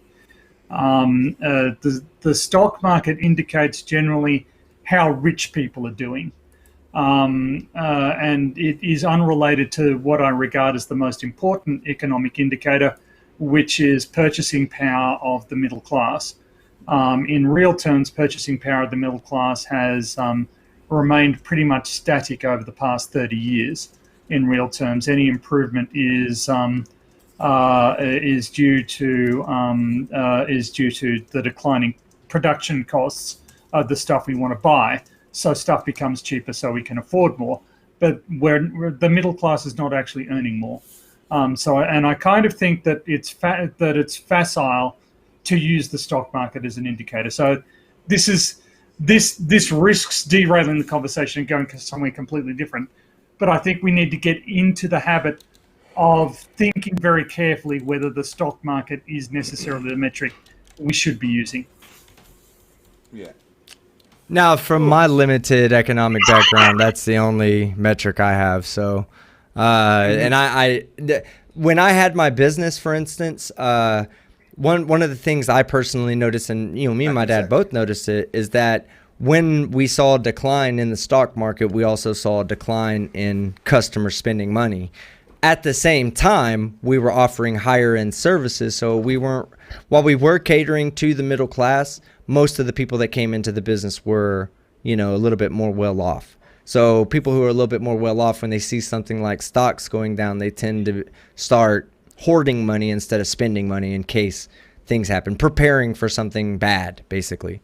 So, I saw that myself, but again, I can't say for a fact that it was completely due to the stock market. It could have been just a coincidence, I would argue that in fact private investment is a form of tax that profits the wealthy.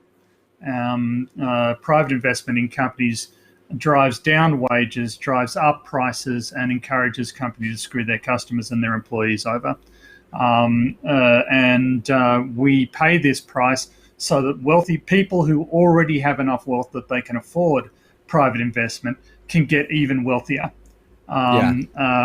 I consider it to be actually a pretty negative influence on the direction of the economy.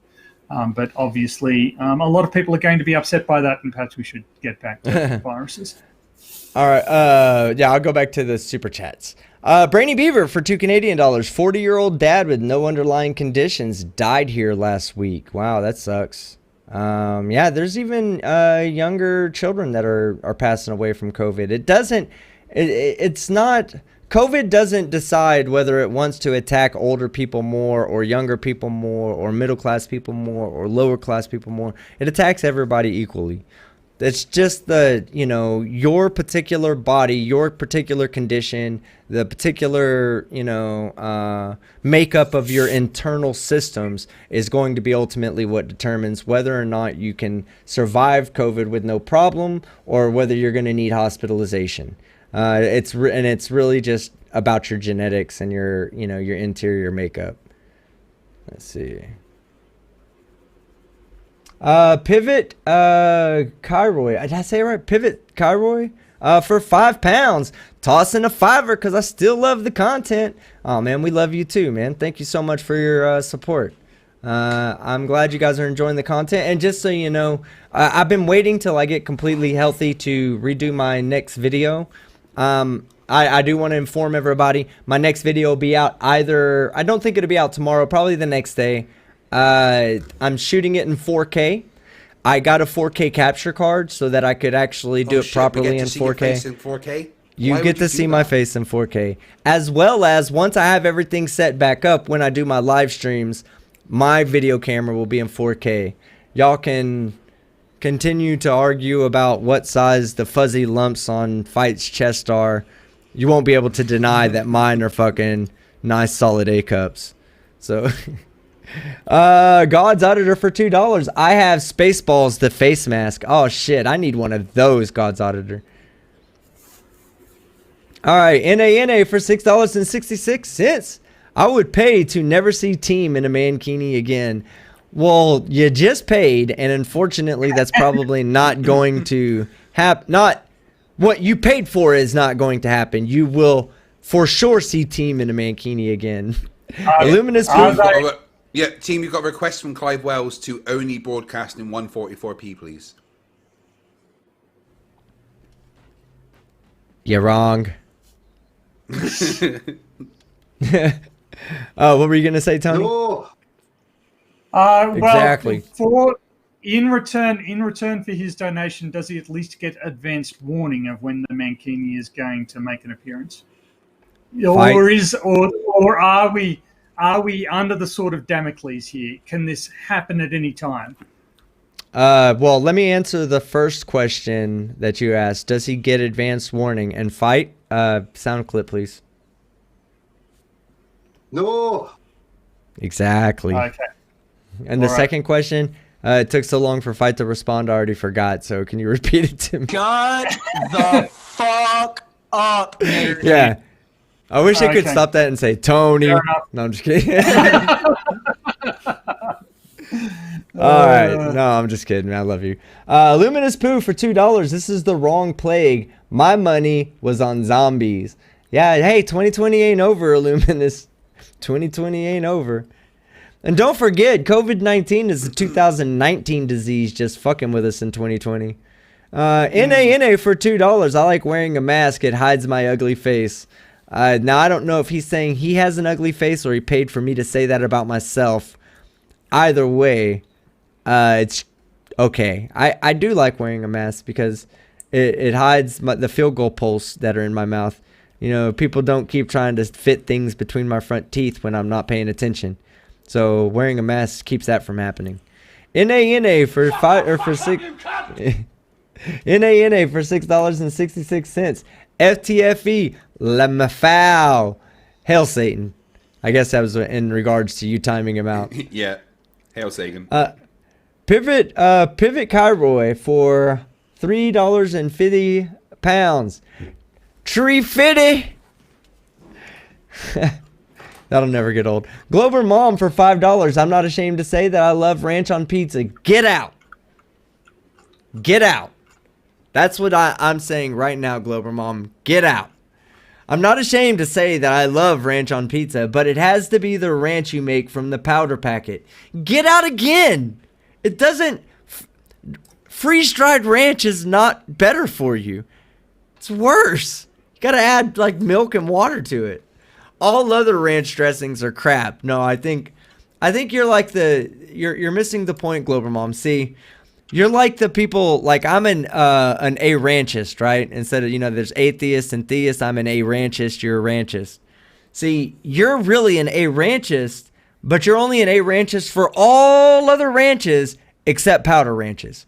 Why hold on to that faulty belief? Why continue to believe that powder ranch is still better than all of the other ranches out there? Glober Mom, I think it's time that you give up on that fallacious belief system you have and come over to the light side. Don't be Darth Glober Mom no more.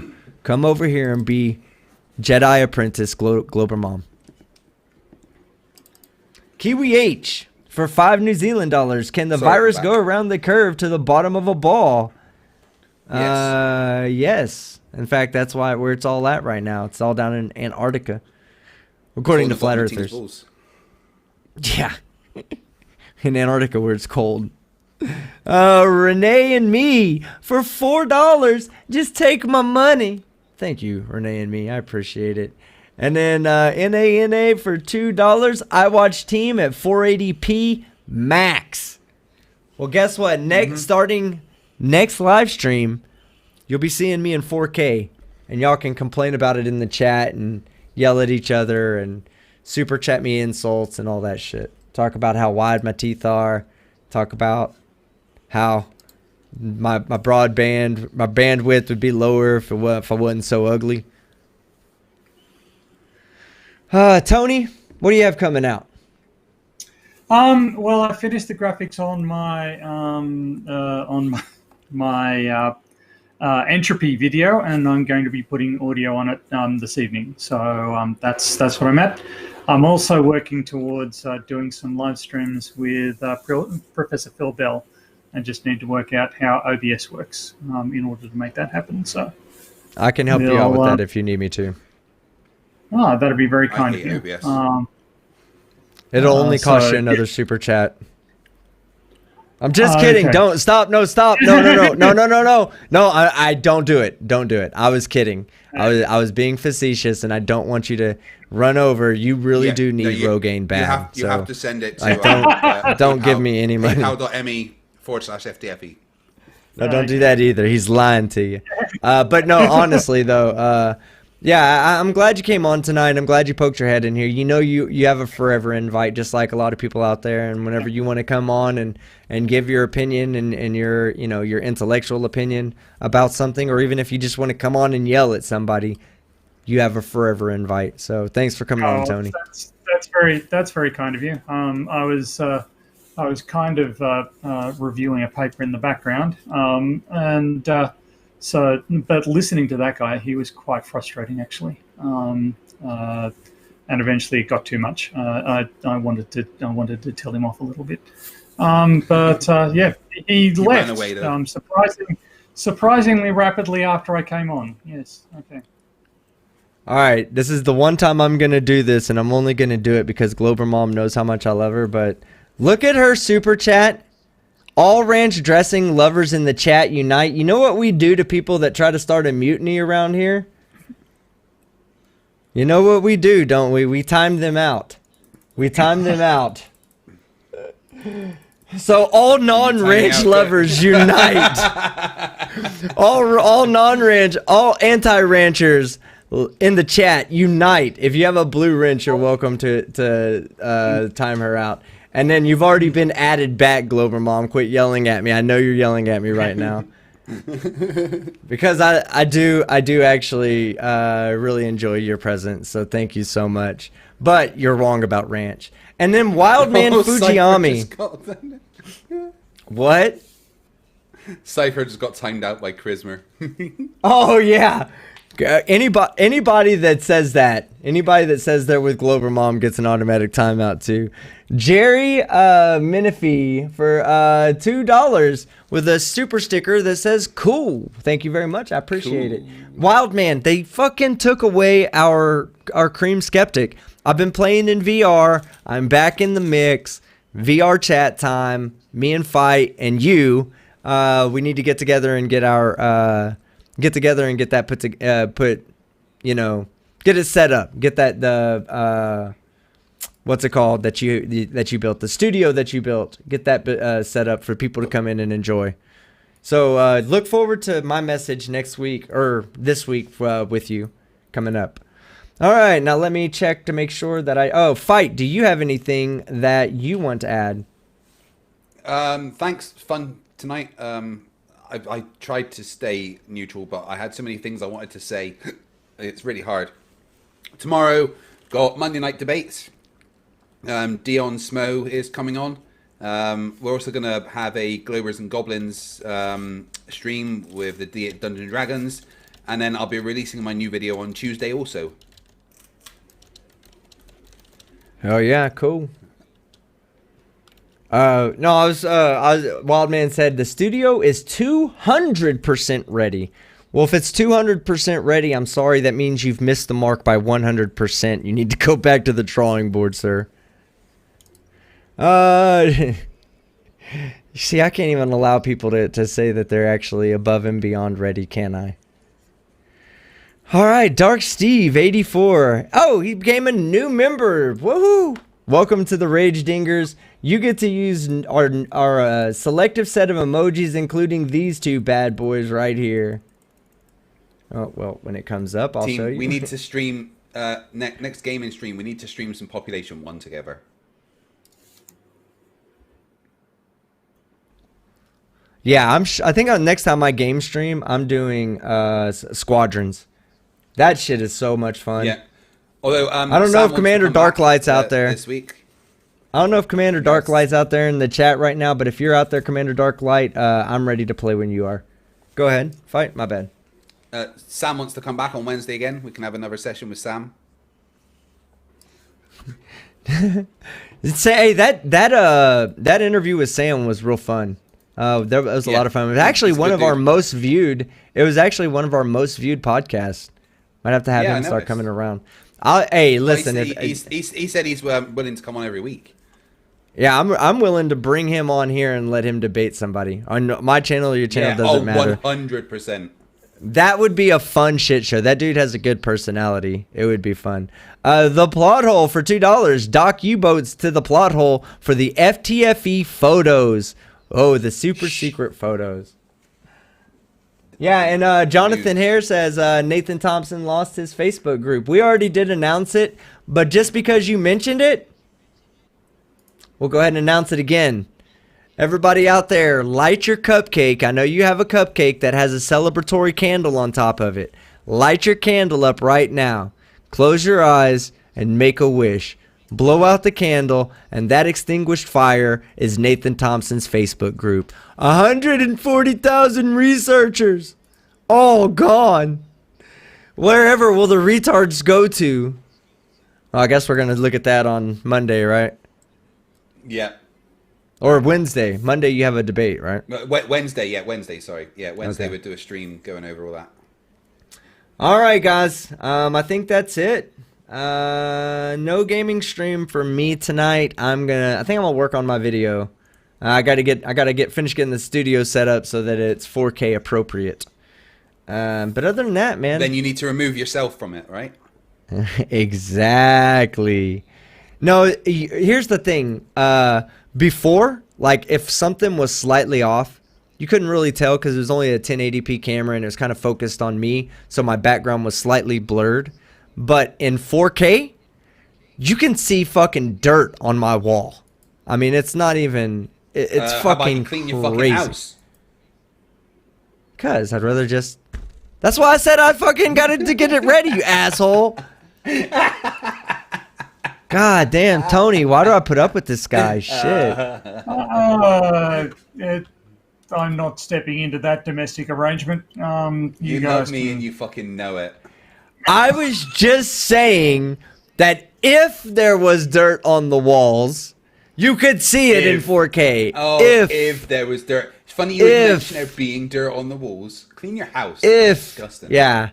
No, you're right though. I had this big like furniture thing behind me, and I started to move it, but there was all kinds of shit on it that I need. So like my books and everything like that. Shit on your fucking furniture. So I moved my books and I set them down on the couch, and then my brother's wedding occurred, and then today was football and live streaming, and instead of instead of doing a gaming stream tonight, I'm just gonna go over there, go ahead and start cleaning up a little bit. All right, get this place ready for my next one. NANA for $2, because team, you are robbing. NANA, you are fucking wrong. Y'all have a great night. I'm Team Skeptic, and I'm out.